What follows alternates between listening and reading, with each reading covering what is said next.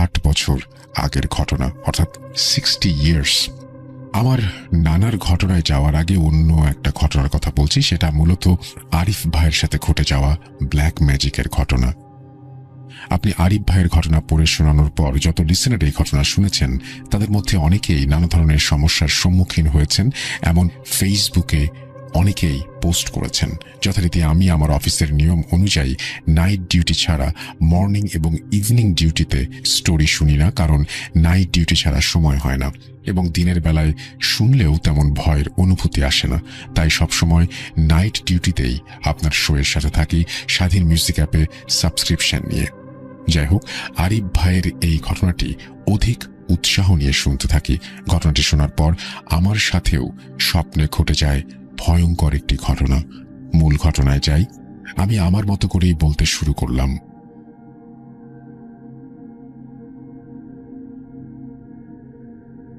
মেঘলা আকাশের নিচে দাঁড়িয়ে আছি সম্পূর্ণ অচেনা একটা জায়গায়, যে জায়গায় আগে কখনো যাইনি, চিনিও না জায়গাটি। দাঁড়িয়েছিলাম নদীর পাড়ে, ফোনে কথা বলছি কারোর সাথে। সেই সময় হঠাৎ উস্কো খুস্কো চুল, ছেঁড়া শার্ট আর ছেঁড়া লুঙ্গি পরা একজন লোকের আগমন আমার কাছে। এসে সে আমাকে বলতে শুরু করেন, ভাই, বাসায় আমার না খেয়ে থাকা ছোট সন্তান, আমার স্ত্রী, সেই সাথে আমিও না খাওয়া বেশ কয়েকদিন থেকে। আপনি কি আমাকে কিছু খাবার সাহায্য করতে পারেন? তার কথা শুনে খারাপ লাগলো আমার, আর মনে মনে বললাম, আহারটি না খেতে পেয়ে বাচ্চাটি হয়তো অনেক কষ্ট পাচ্ছে। এরপর লোকটি বলল, আমার বাড়িতে চলেন, দেখে আসবেন কতটা কষ্টে আছি আমরা। তো আমি একটু চুপ করে রইলাম এবং সাথে সাথে রাজি হলাম। তিনি আমাকে তার সাথে নিয়ে সম্পূর্ণ অচেনা একটা জায়গায় গেলেন। রাস্তার দুই পাশে অনেক জঙ্গল এবং বাঁশের ঝাড়। 10 মিনিটের মতো হাঁটলাম। এরপর আসলাম বিশাল এক বাঁশ ঝাড়ের কাছে। দেখলাম একটা বাঁশের সাথে আরেকটা বাঁশ জোড়াজুড়ি ভাবে লাগানো। দেখে অবাকই হলাম, চারিদিকে শুধু বাঁশ আর বাঁশ। তিনি আমাকে বললেন, এই বাঁশ ঝাড়ের ভেতর দিয়েই আমাদের বাসা। ভয়ঙ্কর পরিবেশ হওয়ার কারণে মনে হালকা ভয়ও লাগছিল। হালকা সরু কণ্ঠে বললাম, কি বলেন, এই বাঁশ ঝাড়ের ভেতরে আপনার বাসা? তাহলে ভেতরে যান কিভাবে আর বের হন কিভাবে? উনি কোনো কথা না বলে আমাকে অবাক করে দিয়ে ওনার হাতে একটা বাঁশ রেখে হ্যাচকা টান দিলেন এবং এরপর দেখলাম বাঁশগুলো ধীরে ধীরে সরে গেল এবং দরজার মতো একটা জায়গা তৈরি হলো। এটা দেখে আমি বুঝতে পারলাম আমার সাথে যা ঘটছে তা মোটেও ভালো কিছু নয়। এরপর ওনার সাথে ভেতরে গেলাম। গিয়ে যা দেখলাম সত্যিই ভয়ঙ্কর। দেখলাম 40-50 বাঁশের ওপরের ডাল একসাথে করে বেঁধে চালের মতো করে ঘর বানিয়েছেন। এরপর উনি ওনার স্ত্রী সন্তানকে ডেকে আনলেন। আমি এরপর ওনাকে বললাম, দেখেন, আমার সাথে তেমন কিছু নেই যে আপনাদের সাহায্য করব। আমাকে আজকের দিনটা সময় দিন, কাল আমি আপনাদের জন্য খাবার নিয়ে আসব। এ কথা শুনে লোকটি ভয়ঙ্করভাবে হাসতে শুরু করলেন এবং বললেন, কাল কেন, আজকেই আমরা খাবো। এখন আমাদের সাথে যে খাবার আছে সেটাই আমরা মজা করে খাবো। শুনে ভয় কি জিনিস উপলব্ধি করতে পারলাম। মন থেকে বাঁচার ইচ্ছা নিমেষেই শেষ হয়ে গেল, গলা শুকিয়ে গেল ভয়ে। আপনি নিশ্চয়ই বুঝতে পারছেন কতটা ভয়ঙ্কর পরিস্থিতি সেই সময়। এরপর মনে মনে বললাম, আল্লাহর সাহায্যের নাম করিয়ে কোন বিপদে পড়লাম, আর আল্লাহর কাছে সাহায্য প্রার্থনা করলাম। এরপর দেখলাম ওই লোকসহ বাকি 2 জন ভয়ঙ্কর পিশাচের রূপে নিজেদের সাজিয়ে নিলেন এবং আমাকে হুমকি দিতে লাগলেন যে কোনো লাভ হবে না, আমি যা করছি তাতে কোনো বাঁচার উপায় নেই। আমি আরো ভয় পেতে থাকি এবং ওখান থেকে বের হবার জন্য রাস্তা খুঁজতে থাকি। পুরো শরীর ঘেমে একাকার। মুহূর্তে গোসল করে আসলাম এরকম একটা অবস্থা। এতটাই ঘাম ঝরতে থাকলো শরীর থেকে। এরপর ওই পিশাচি রেগে গিয়ে বলল, কিরে, এখান থেকে বের হতে চাস? দাঁড়া, তোকে বের হওয়ার ব্যবস্থা করে দিচ্ছি, দেখ বের হতে পারিস কিনা। তিনি সেই আগের মতো এক পাশ থেকে বাঁশ টেনে রাস্তা বের করে দিলেন। আমি দেরি না করে মুহূর্তে দৌড় দিয়ে বের হয়ে এলাম আর ভাবতে থাকলাম, বাঁচতে হলে কোনোভাবেই দৌড় থামানো যাবে না। কিন্তু একই, যতই দৌড়াচ্ছি রাস্তা যেন শেষ হচ্ছে না। মনে হচ্ছে ঘুরে ফিরে একই জায়গায় ফিরে আসছি বারবার। দৌড়াতে দৌড়াতে এক পর্যায়ে আমার ডান পাশে পুরনো পরিত্যক্ত বিল্ডিং দেখতে পেলাম, আর আর সাথে একটা টিনের ঘর দেখলাম। বেশি দেরি না করে আমি সেই ঘরের মধ্যে সাহায্যের জন্য গেলাম। গিয়ে দেখি পুরো বাড়িটাই ফাঁকা, কেউ নেই। ভয় বেড়েই চলেছে। ভয়ের তো চোখে বিল্ডিংয়ে ঢুকলাম, আর যেটা দেখলাম সেটা দেখার জন্য আমি মোটেও প্রস্তুত ছিলাম না। আমি দেখলাম ওই পিশাচ আর তার দুই বাকি সঙ্গী, তারা মিলে একটা অর্ধগলিত লাশের শরীর থেকে মাংস ছিঁড়ে খাচ্ছে। আমার অজ্ঞান হয়ে যাওয়ার কথা, কিন্তু না, আমি অজ্ঞান না হয়ে বুকে সাহস নিয়ে সেখান থেকে এক দৌড়ে বের হয়ে আসলাম এবং দৌড়াতে থাকলাম। আর আল্লাহকে বলতে লাগলাম, আল্লাহ, এখান থেকে রক্ষা করো। এরপর 20 মিনিটের মতো দৌড়ালাম। এরপর আল্লাহর অশেষ মেহেরবানিতে দূরে একটা গ্রাম দেখতে পেলাম। গ্রামে ঢুকতে না ঢুকতেই 100 ফুট দূর থেকে লক্ষ্য করলাম আমার এক অফিসের কলিগ বাইক নিয়ে আসছে। তিনি আমার এমন অবস্থা দেখে তড়িঘড়ি করে সেখান থেকেই গলা ফাটানোর শব্দে আমাকে ডাকছে আর বলছে, ভাই, ও ভাই, আপনি ওইদিকে এভাবে দৌড়াচ্ছেন কেন? জানেন না ওইদিকে ভয়ঙ্কর পিশাচদের বসবাস? তবে কি আপনি ওদের পাল্লায় পড়েছেন? আমি তাৎক্ষণিকভাবে কাছে চলে আসলাম এবং কোনো কথা না বলে বাইকে উঠে বসলাম এবং তাকে ভয়ে ভয়ে বললাম, ভাই, এখানে এক মুহূর্ত থাকা যাবে না, আপনি বাইক স্টার্ট করুন। উনি সাথে সাথে বাইক স্টার্ট করে বাড়িতে নিয়ে গেল।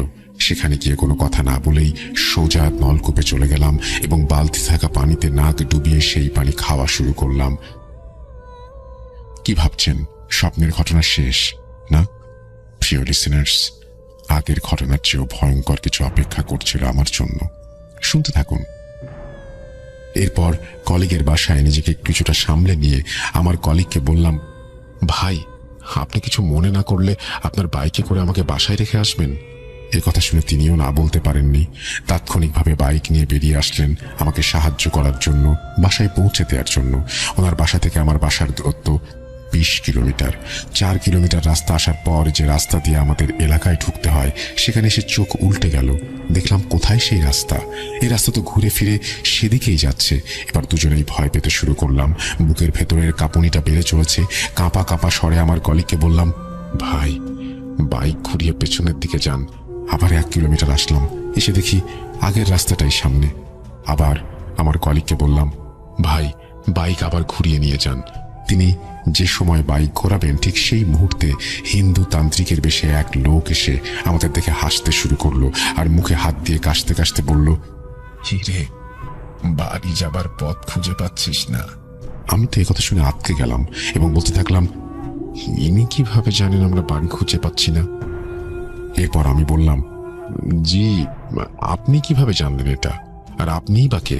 উনি একথা শুনে বললেন, আমি যেই হই না কেন, তোরা বাড়ি যেতে চাইলে সামনের ওই নতুন রাস্তা দিয়ে যেতে পারিস।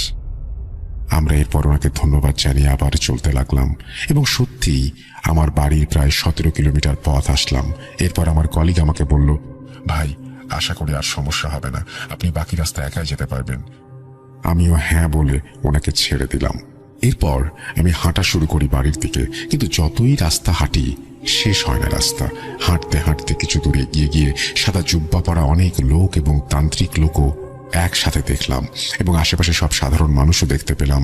আবার কিছু হিন্দু বন্ধু ছিল আমার, তারা রাস্তায় দোকান দিয়েছে। তাদের দেখে বললাম, কিরে, কি হচ্ছে এখানে? এই কথা শুনে সে কোনো উত্তর না দিয়ে হাসতে থাকে। আমি একটু অবাক হয়ে কোনো কথা না বলে সামনের দিকে যেতে থাকি, কিন্তু সামনের দিকে যে ভয়ঙ্কর কিছু আমার জন্য অপেক্ষা করছিল সেটা মোটেও আশা করিনি। আমি দেখতে পেলাম সেই তান্ত্রিক লোকগুলো কিছু মানুষকে জীবন্ত অবস্থায় চিতার আগুনে পোড়ানোর চেষ্টা করছে, কিন্তু কোনোভাবেই পোড়াতে পারছে না। ঠিক তখন আরেকজন তান্ত্রিক আমাকে দেখে বলছে, ওকেও ধরে আন, ওকেও পুড়াবো। এই দৃশ্য দেখে ওখান থেকে দৌড়াতে শুরু করি। দৌড়াতে দৌড়াতে এক বাগানের কাছে এসে উল্টো দৃশ্য দেখলাম। যেসব লোকদের জীবন্ত পোড়াতে চেয়েছিল সেই লোকগুলো উঠে আবার সেই তান্ত্রিকদের বিশাল এক জালের মধ্যে আটকিয়ে মাটিতে আছাড় মারছে আর আকাশের দিকে ছুঁড়ে দিচ্ছে। এই দৃশ্য দেখার সময় পেছন থেকে ছুটে আসা কিছুর আঘাতে মাটিতে পড়ে যাই এবং সেখানেই জ্ঞান হারিয়ে ফেলি। মূলত আরিফ ভাইয়ের ঘটনা শোনার পরই আমার সাথে স্বপ্নে এসব ঘটে। এরপর নানার ঘটনায় চলে আসি। আমার মা যেভাবে বলছেন আমি সেভাবেই বলছি। ফুটবল খেলা দেখতে পছন্দ করার জন্য খেলার নেশায় প্রায় বাড়ি থেকে বহু দূর চলে যেত। এছাড়াও বিভিন্ন জায়গা থেকে টাকা নিয়ে হায়ার করে নিয়ে যেত। ঘটনার দিন বেলা আমার নানা সহ তার দলের বাকি সদস্যরা মিলে চলে যান বাড়ি থেকে প্রায় 21 কিলোমিটার দূরে। জায়গার নাম সুন্দরগঞ্জ। সুন্দরগঞ্জ এখন আমাদের উপজেলা। তো সেদিন 2-0 গোলে জিতে যায় নানাদের দল। খেলা শেষ করে আমার নানা বাজারে যায় হালকা কিছু কিনে খাওয়ার জন্য, কিন্তু তিনি কোনো খাবার না পেয়ে ফিরে এসে দেখে তার বাকি সাথীরা বা কেউ নেই, তারা সবাই বাড়িতে চলে গেছে। তো তিনি একা হয়ে গেলেন। বাড়ির দিকে যেতে যেতে মাগরিবের আজান হয়ে যায়। এরপর চারিদিকে অন্ধকার নেমে আসে। বলে রাখা ভালো, তিনি ছিলেন অদম্য সাহসী এবং কিছুটা দুষ্টু টাইপের। এছাড়াও তিনি অতি প্রাকৃত ঘটনা থেকে নিজেকে রক্ষার জন্য শরীর বন্ধ করা তাবিজ কবজ সবকিছুই জানতেন। এরপর হাঁটার এক পর্যায়ে তার প্রচুর ক্ষুধা লাগে, কিন্তু তেমন কোনো খাবার না পেয়ে 2 টাকা দিয়ে স্থানীয় বাজার থেকে কাঁচা খেজুর এবং বিড়ি কিনে সেগুলো খেতে খেতে বাড়িতে আসতে থাকেন। তখন রাত প্রায় 8টা হবে। আজ থেকে 60 বছর আগে রাত 8টা মানে বুঝতে পারছেন অনেক গভীর রাত। রাস্তায় 2 পাশে বিশাল বিশাল শিমুল গাছ আর বট গাছে ভরা। হাঁটার এক পর্যায়ে কিছু দূর আসার পর তিনি দেখেন হলুদ শাড়ি পরা এক নববধূ তার সামনে দিয়ে হেঁটে যাচ্ছে। নানা এটা দেখার পর একাকিত্ব দূর করার জন্য তার সাথে যাওয়ার জন্য ডাক দেন। ডাকার ধরন ছিল এরকম, গ্রাম্য ভাষায় যেভাবে ডেকেছিলেন সেভাবেই বলছি। সামনের কার বাড়ির বউ তুমি? একটু দাঁড়ান, আমিও ওই দিকে যাব, একসাথে যাই আমরা। আর আপনি বউ সেজে কই যাচ্ছেন? বাড়ি থেকে পালিয়ে যাচ্ছেন নাকি বাপের বাড়ি যাচ্ছেন? নানার এসব কথায় সামনের ওই বধূ কোনো পাত্তা না দিয়ে হাঁটতেই থাকে। অনেক ডাকার পরেও কোনো সাড়া পাওয়া যাচ্ছিল না। তখন তিনি বুঝতে পারলেন দুষ্টু কোনো মেয়ে জিন তার ক্ষতি করার জন্য পেছন নিয়েছে। তিনি তাৎক্ষণিক দোয়া কালাম পড়ে তার শরীর বন্ধ করে নেন এবং ভালোভাবে জানার জন্য সাথে সাথে একটা খেজুর দিয়ে সেই নববধূটিকে ঢিল মারেন। ঢিল গায়ে লাগার পর সেই বধূ জিন রূপী গালাগালি শুরু করে এবং জিজ্ঞেস করে তাকে কেন ঢিল মারা হলো। এরপর নানাভাবে ওকে বিরক্ত করতে থাকেন। এরপর তার সাথে থাকা বিড়িতে আগুন লাগিয়ে বিড়ি টানতে থাকেন এবং বিড়ি শেষ হওয়ার আগেই সেই বিড়ি দিয়ে সামনে নববধূটিকে আবারও ঢিল দেন। এবার সেই বধূটি রাগান্বিত স্বরে বলে, তোর সাহস কম না, দাঁড়া। এই বলে সে বলে আজ নানার কলিজাটাই সে ছিঁড়ে খাবে। এ কথা শুনে নানা প্রচন্ড ভয় পেয়ে যায় এবং ধীরে ধীরে হাঁটতে থাকে। এরপর সামনের জিনটিও হাঁটার গতি কমিয়ে দেয় আর তাকে বলতে থাকে, আমার সাথে মজা করবি? কর, দেখি তোর কত সাহস। নানা আবার বিড়ি ধরায় টানতে থাকে। এভাবে বিড়ি টানতে টানতে 21 কিলোমিটার রাস্তার মধ্যে 12 কিলোমিটার রাস্তা অতিক্রম করে। হাতে তার 3টা বিড়ি ছিল আর 9 কিলোমিটার রাস্তা। তিনি ভাবেন এভাবে আর কতক্ষণ। দ্রুত বাড়িতে আসার জন্য তিনি বিড়ি ধরিয়ে দৌড় শুরু করেন। তিনি দ্রুত দৌড়ালেন যে বাকি রাস্তা আসতে 20 মিনিট সময় লেগেছিল। এত দ্রুত তিনি দৌড়িয়েছিলেন। তার সাথে হাওয়ায় উড়ে আসছিল সেই বধূরূপী জিনটিও। একবার ভেবে দেখেন জীবন বাঁচানোর জন্য তিনি কতটা দ্রুত দৌড়েছিলেন। বাড়ির 1 কিলোমিটার রাস্তার আগেই তার ছোট বোনের শ্বশুর বাড়ি। তিনি ভাবলেন এই সমস্যার মধ্যে বাড়িতে না গিয়ে বোনের শ্বশুর বাড়িতে যাই। এইটা ভেবে তিনি যেই সামনে পা দেবেন তার সামনে চলে আসে সেই নববধূরূপী জিনটি। কিন্তু এবার আর একা নয়, ওরা 6 জন। এরপর জিনটি রাগান্বিত ভাবে বলতে থাকলো, তোর কত বড় সাহস, আজ তোর ব্যবস্থা নেব। 7 জনের ভয়ঙ্কর হাসি, ভয়ঙ্কর চেহারা, এমন ভাবে নানা ঘামতে শুরু করে এসব দেখে যেন মনে হয় এই মাত্র তিনি গোসল করে উঠলেন। তারপরও বুকে সাহস জমিয়ে বললেন, আমি তো তোর কোনো ক্ষতি করিনি, শুধু একটি মজা করে ঢিল দিয়েছি, এজন্য তোরা আমাকে মেরে ফেলবি? আর আমাকে মারার জন্য তোরা 7 জন এসেছিস? এখন দেখ আমার হাতে কোনো আগুন নেই। তোরা যদি এতই শক্তিশালী হয়ে থাকিস তাহলে 1 জন করে আয় আমার সাথে লড়ে দেখ। নানার মুখে কথা শুনে তারা সবাই মিলে একসাথে হাসতে থাকে এবং বলতে থাকে যে নানা কি আবারও তাদের সাথে মজা করছে কিনা। এরপর নানা হাতে থাকা দিয়াশালের সবগুলো কাঠিতে আগুন ধরিয়ে তাদের দিকে ছুঁড়ে মারেন এবং সেখান থেকে এক দৌড়ে বোনের বাসায় চলে যান। সেখানে গিয়ে তিনি বোনের শাশুড়িকে মামাই মা বলে ডাকলেন এবং তিনি এসে দেখেন নানা জোরে জোরে হাঁপাচ্ছেন আর নিঃশ্বাস নিচ্ছেন। এমন দেখে নানাকে জিজ্ঞেস করলেন, কি হয়েছে আর এত রাতে এভাবে আসলা কোথা থেকে? 1 জগ পানি আনেন। তারপর নানার পানি খাওয়া দেখে বাড়িতে থাকা মানুষজন সব অবাক হয়ে যায়। এরপর বাড়ির লোকজন সবকিছু জানতে চাইলে তিনি পুরো ঘটনা এড়িয়ে যান, শুধু বলেন সুন্দরগঞ্জ থেকে ফুটবল খেলে 1 দৌড়ে আসলাম, এই জন্য হাঁপিয়ে গেছি। এরপর নানা সেখানে নিজেকে সামলে নেয়ার পর তার বোনের শাশুড়িকে বলেন আজকের রাতটা তিনি সেখানেই থাকতে চান এবং তাকে যেন একটা ঘর দেয়া হয়। কিন্তু ওই রাতে তাদের বাড়িতে তেমন খাবার না থাকার কারণে নানাকে কিছু খেতে দিতে পারেননি। এই জন্য ক্ষুধার যন্ত্রণায় তিনি কিছুতেই ঘুমাতে পারছিলেন না। এই জন্য নানা ভাবেন এভাবে না খেয়ে থাকা যাবে না, বাড়ি তো কাছেই, আর মনে হয় কোনো সমস্যা হবে না। এই ভেবে তিনি বোনের বাড়ির কাউকে কিছু না বলেই বেরিয়ে যান এবং নিজের বাড়ির দিকে হাঁটতে থাকেন এবং বাড়িতে গেলে খাবার হবে, পেট পুড়ে খেলে ঘুমও আসবে, এই ভেবে তিনি বেরিয়ে পড়েন। কিছু দূর আসার পর কোনো সমস্যা হয়নি, কিন্তু একটু সামনে এসেই তিনি যা দেখেন তা দেখার জন্য তিনি প্রস্তুত ছিলেন না। তিনি দেখেন গরুর আকারের দুটো কুকুর তার সামনে দিয়ে কি যেন একটা চিবিয়ে খাচ্ছে। কুকুর দুটোর চোখ আগুনের গোলার মতো জলজল করছে। কুকুর দুটো তাকে দেখে এমনভাবে ভয়ঙ্করভাবে চিৎকার করছে, মনে হয় এখনই তাকে চিবিয়ে খাবে। এমন দৃশ্য দেখার পর নানা ভয়ে ভয়ে কুকুর দুটাকে বললেন, দেখেন আমি তো আপনাদের কোনো ক্ষতি করিনি, তাহলে আপনারা এভাবে আমার পথ আটকে রেখেছেন কেন? আপনারা যে জমিতে দাঁড়িয়ে আছেন এই জমি আমার বাবার। আমার বাবার জমিতে থেকে খেয়ে আবার আমাকেই মারতে চান? আপনারা কি এতই খারাপ? এখন আপনারা ভেবে দেখেন আপনারা আমাকে মারবেন নাকি বাড়িতে রেখে আসবেন। এরপরে কুকুর দুটো একে অপরের দিকে তাকায়। তারপর তাকে বাড়িতে রেখে আসতে চাইলে নানা হাঁপ ছেড়ে বাঁচেন এবং বাঁচার মতো নিঃশ্বাস ফেলেন। এরপর তিনি বাড়িতে যেতে চাইলে কুকুর দুইটা তাকে একা না যেতে দিয়ে পেছন পেছন যেতে থাকে। এরপর তেমন কোনো কিছু সমস্যা হয়নি। বাড়ির প্রায় 200 হাত দূরেই তাদের পারিবারিক কবরস্থান। সেই কবরস্থানের সাথে বিশাল বাঁশের ঝাড়। নানা যেই না সেই বাঁশের ঝাড়ের কাছে আসছে অমনি বাঁশের ঝাড় থেকে বিশাল এক ষাঁড় তার উপরে লাফিয়ে পড়েছে। ষাঁড়ের মাথায় বড় দুটো শিং ছিল এবং নানার বুক বরাবর সেটা গুঁতা মেরেছে। সাথে সাথেই তিনি পাশ কেটে সরে যান এবং ষাঁড়টি কুকুরগুলোর সামনে গিয়ে পড়ে। এরপর ষাঁড় সে কুকুর দুটোর মধ্যে ভয়াবহ লড়াই শুরু হয়। এই লড়াইয়ের ফাঁকে নানা এক দৌড়ে বাড়িতে চলে যান এবং তার মাকে ডাক দিয়েই আঙিনায় অজ্ঞান হয়ে যান। তারপর তার বাবা মা এসে তাকে গিয়ে মাথায় পানি ঢেলে সুস্থ করে তোলেন। এরপর তার কাছে সমস্ত ঘটনা জানতে চাইলে তিনি সবকিছু খুলে পড়েন। এরপর তিনি জ্বরের শরীর নিয়ে ঘুমিয়ে যান এবং পরবর্তী দিন দুপুরবেলা ওঠেন এবং তিনি সম্পূর্ণ সুস্থ। তখন সেদিন সুস্থ হওয়ার পর তার সাথে ফুটবল খেলতে যাওয়া বন্ধুরা আসে তার খোঁজ নিতে। আসার পর নানা বললেন যে কালকে খেলা শেষ করে তারা সবাই কোথায় গিয়েছিল এবং তারা নানাকে জিজ্ঞেস করে যে খেলা শেষ হওয়ার পরে সে কোথায় গিয়েছিল এবং একা বাড়িতে এসেছে কেন। এরপর নানা তাদের সবকিছু না বলে এড়িয়ে যান বিষয়টা।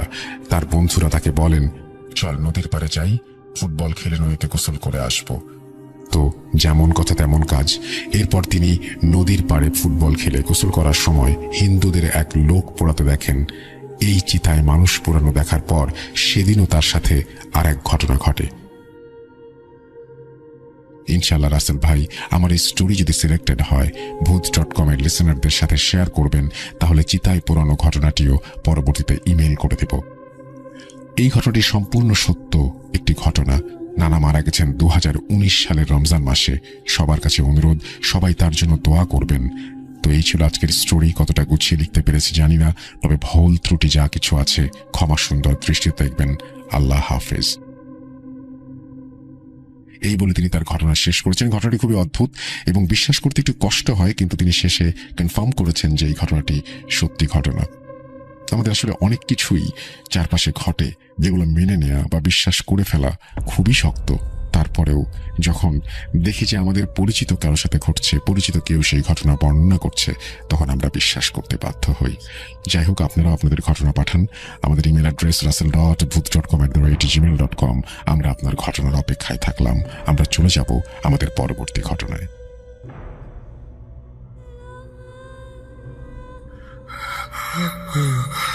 কেন কেন তুমি আসো? আমি শুধু তোমার সাথেই থাকতে চাই। তুমি চলে যাও, চলে যাও, প্লিজ চলে যাও।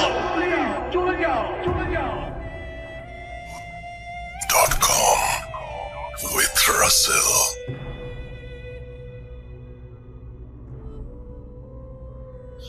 আসসালামু আলাইকুম রাসেল ভাই, জানতে চাইবেন আপনি কেমন আছেন, কারণ জানি আপনি সবসময় ভালোর দলে। আমি ভূত এফএম এর একজন বড় ফ্যান। 2010 সাল থেকে আমি ভূত এফএম শুনে আসছি এবং এমন ভূত এফএম এর এপিসোড আছে যেগুলো আমার 2-3 বার করে শোনা হয়েছে। আর আমি প্রত্যেকদিন রাত্রেই ভূত এফএমের এই শুনে ঘুমাই আর কি। আমি সবসময় ভূত এফএম ছেড়ে দিয়ে, এবং এটা আমার একটা ঘুমের ওষুধ হিসেবে কাজ করে, যেটা না শুনলে আমার ঘুম হয় না। যাই হোক, আমি মোহাম্মদ শরীফুল ইসলাম, ডিএম, ইটালি থেকে বলতেছি। ইটালির অস্ট্রিয়াতে থাকি আমি। আমার বাড়ি হচ্ছে গোপালগঞ্জ থানাপাড়া। আমি যে ঘটনাটি আজকে শেয়ার করবো সেটা শুনেছি আমি। আমার সাথে একসাথে কাজ করি আমার এক বড় ভাই, তিনি একজন শেফ, তার নাম হচ্ছে মোহাম্মদ আফজাল হোসেন, কাশিয়ানি বাড়ি। তো একদিন কথায় কথায় ভূত এফএমের কথা বলার সময় তিনি তার জীবনের ঘটে যাওয়া একটি ঘটনা আমাকে বলেছিলেন। তো সেটাই আমি এখানে শেয়ার করতেছি। যাই হোক, কথা না বাড়িয়ে আমি আমার ঘটনায় চলে যাচ্ছি। আসলে আফজাল ভাই তখন তার বাবা মায়ের একমাত্র সন্তান। ছোটবেলায় তার বাবা মারা যায়, আর তার মার কাছেই তিনি মানুষ হন।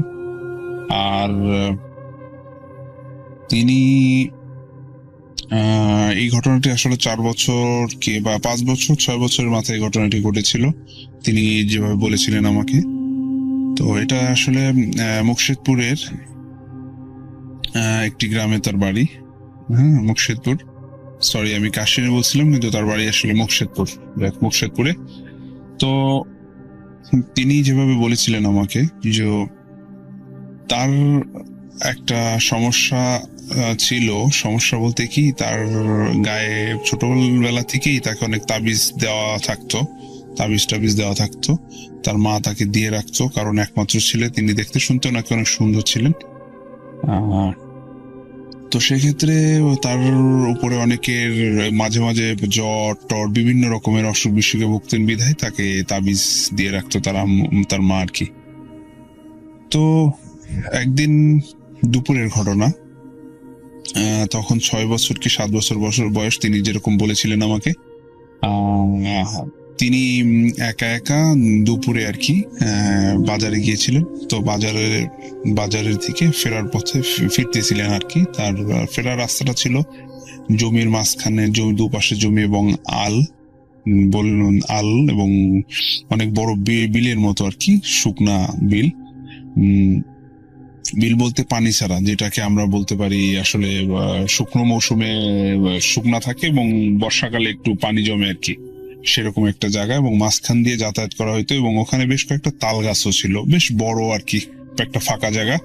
তো সেই রাস্তা দিয়ে বাজারে যেতে হয়, তিনি যেভাবে বলেছিলেন।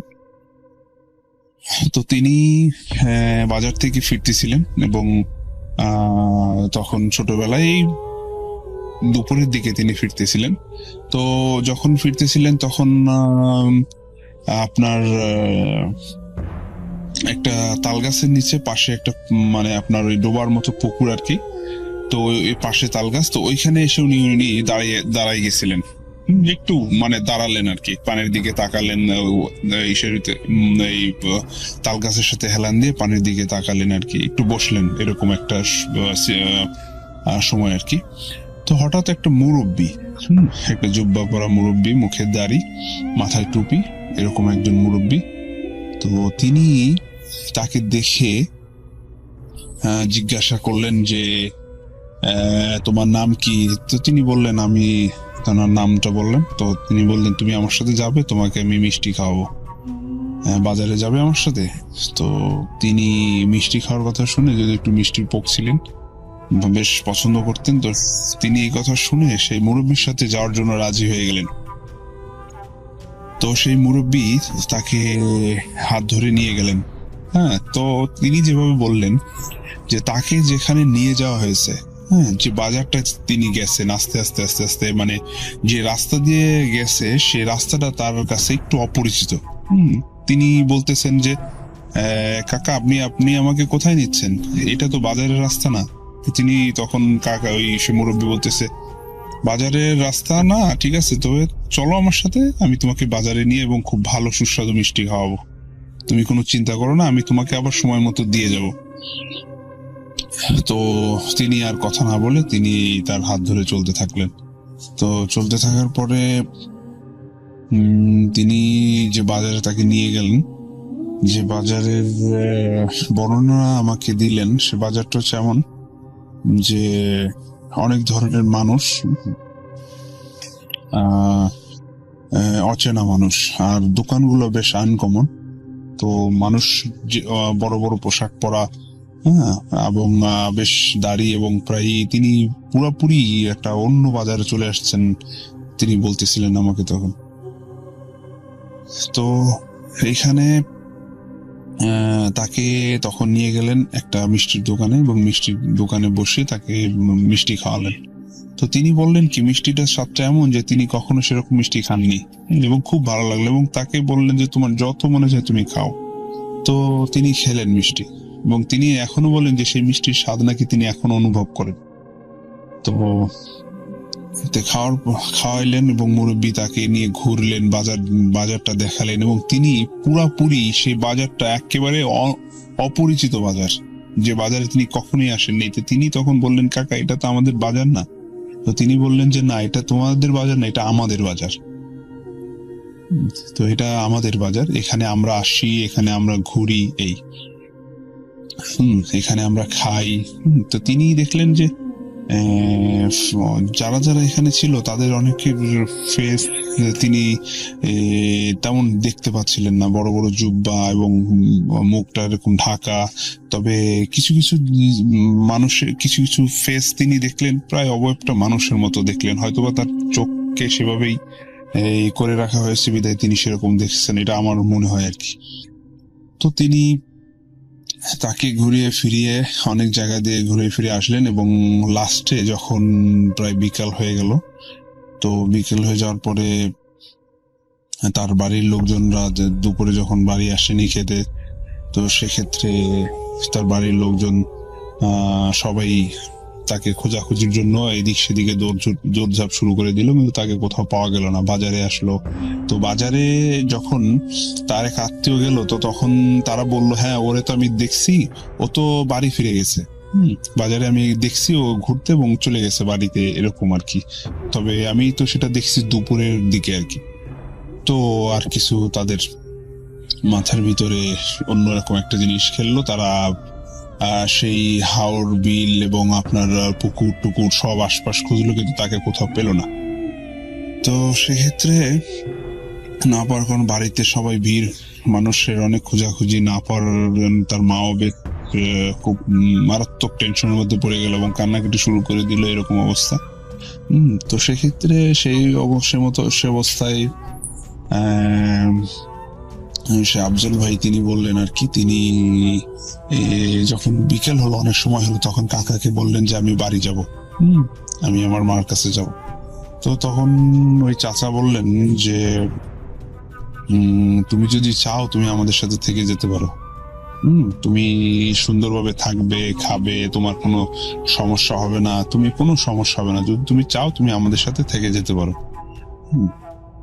তো তখন আফজল ভাই রাজি হলেন না, তখন তিনি বললেন যে না, আমি আমার মার কাছে যাব, আপনি আমাকে আমার মার কাছে দিয়ে আসেন।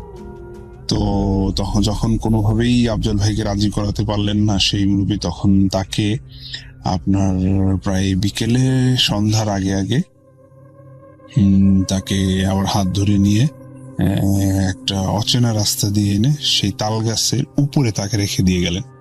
তো যখন তাল গাছের উপরে রাখলেন সে টের পেলেন, তাকে বললেন কি যে তুমি এখানে বসে থাকো। আফজল ভাইকে তাকে বললেন যে তুমি এখানে বসে থাকো, সমস্যা নেই, তোমার আত্মীয় স্বজনরা আসতেছে, তারা তোমাকে নিয়ে যাবে, তুমি কোনো চিন্তা করবা না। তো তখন ও যেখানে বসলো সেটা সে সময়টা তার কাছে তাল গাছ মনে হয়নি। যখন মুরব্বী চলে গেল তখন হয়তোবা তার সেন্স ফিরলো, বা সে দেখলো সে একটা তাল গাছের উপরে বসা, এবং সে ওইখান থেকে কান্নাকাটি চিল্লাচিল্লি শুরু করে দিয়েছে। তো নিচের থেকে এক লোক যখন যাচ্ছিলেন, তখন ওই আওয়াজ শুনে তিনি দেখেন যে উপরে একটা বাচ্চা বসে আছে। তো মানুষ আশেপাশের লোকজনকে ডাক দিয়ে তাল গাছের উপর থেকে তাকে নামিয়ে তারপরে তাকে বাসায় নিয়ে যাওয়া হলো। বাসায় নিয়ে যাওয়ার পরে তার মা তো তাকে দেখে খুব একটা বিশাল দুশ্চিন্তা মুক্ত হলো, তাকে পানি খাওয়ানো হলো, গরম পানি, এই সেই হ্যান ত্যান অনেক কিছু করা হলো। পরের দিন সকালে তাকে ফকিরের কাছে নিয়ে যাওয়া হলো। তো ফকির যেটা বলল যে তাকে একটা ভালো জিন হ্যাঁ, তাকে একটা ভালো জিন নিয়ে গিয়েছিল এবং তাকে রেখে দিতে চাইছিল। যদি সে বলতো হ্যাঁ আমি থাকবো, তাহলে হয়তো আপনারা আর তাকে পেতেন না। যেহেতু সে চলে আসার জন্য বায়না ধরছিল, বিধায় তাকে আবার ফিরিয়ে দেওয়া হয়েছে। তবে জিনটা ভালো ছিল, বিধায় আপনি আপনার সন্তানকে ফেরত পেয়েছেন। যাই হোক, অতএব আশা করি আর কোনো সমস্যা হবে না ইনশাল্লাহ। তবে ওকে একটু চোখে চোখে রাখবেন, কখনো একা ছাড়বেন না। তো এরকম কথা বললে তাকে একটু পানি ভরা দিল এবং পানি ভরা খেলেন, এবং বাসায় তখন থেকে তাকে সবাই একটু চোখে চোখে রাখত। তো এই হচ্ছে আমার ঘটনা রাসেল ভাই। এটাই আমি তার মাধ্যমে শুনেছি এবং আমার কাছে মনে হয়েছে ঘটনাটি শেয়ার করার মতো, তাই আপনার কাছে শেয়ার করলাম। যদি ভালো লাগে আপনি শেয়ার করবেন।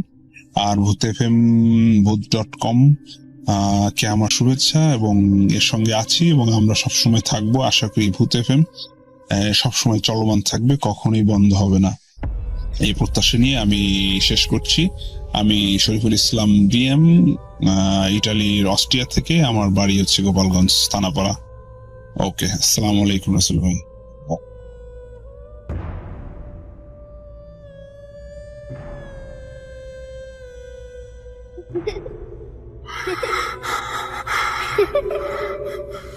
লুকোচুরি খেলবে? লুকোচুরি তুমি লুকাও, আমি ঠিকই তোমাকে খুঁজে পাবো।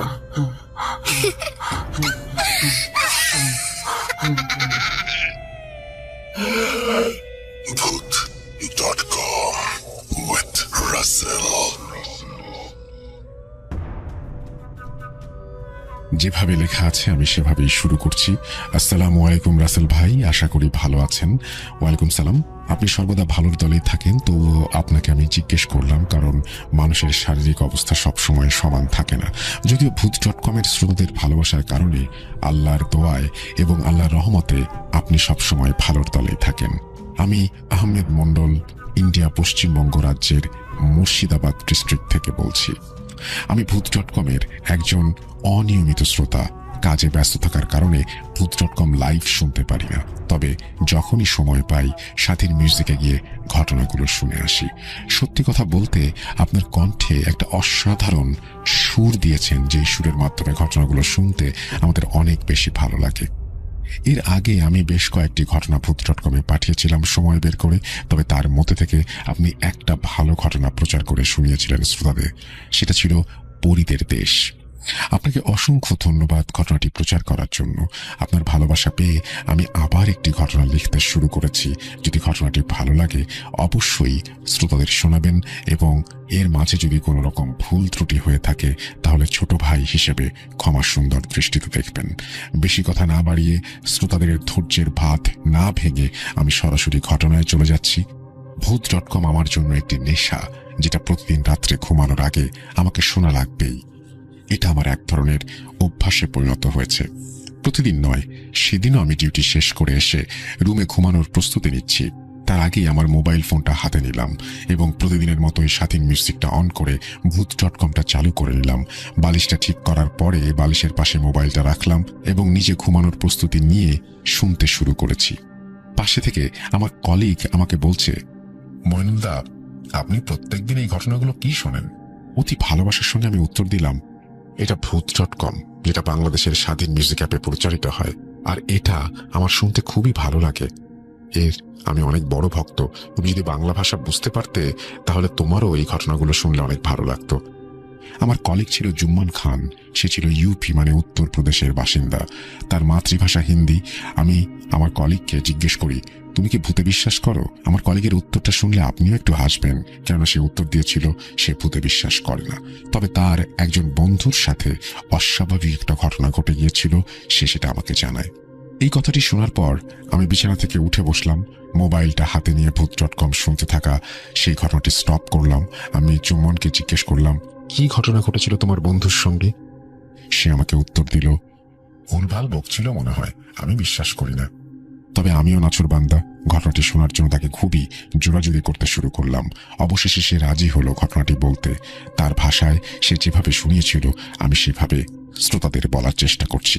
আবারও ক্ষমা চেয়ে নিচ্ছি মাঝখানে যদি কোনো ভুল ত্রুটি হয়। এবার জুম্মান বলতে শুরু করলো,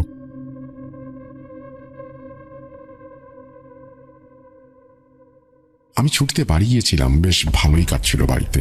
ঠিক সন্ধ্যার সময় বন্ধুদের সঙ্গে চা স্টলে দেখা করার কথা ছিল। ঠিক সেই মতোই দেখা করতে গিয়েছিলাম। অনেকদিন পর বন্ধুদের সঙ্গে দেখা হয়েছে, অনেক কথা আর মজা আর হাসাহাসিও চলছিল। এর মাঝেই আমার একজন বন্ধু আরেকজন বন্ধুকে ঠাট্টা করে বলেছিল, তুই তো অনেক ভীতু, তোকে ভূত অনেক চালায়। এই কথা শোনার পরে আমি তাকে জিজ্ঞেস করলাম, কি হয়েছে বন্ধু? ওই বন্ধুটার নাম ছিল আরবাজ খান। সে একজন মুসলিম ধর্মবিশ্বাসী, ইসলামকে অনুসরণ করে। আর আমারও ধর্ম ইসলাম, ইসলাম পালন করি। আমাদের ইসলামের জিন পরির কথা উল্লেখ আছে, কিন্তু ভূত বলে কোনো কথার উল্লেখ নেই। আমি আরবাজকে বললাম, কি হয়েছে তোমার সঙ্গে? আরবাজ ঘটনাটি বলতে শুরু করলো।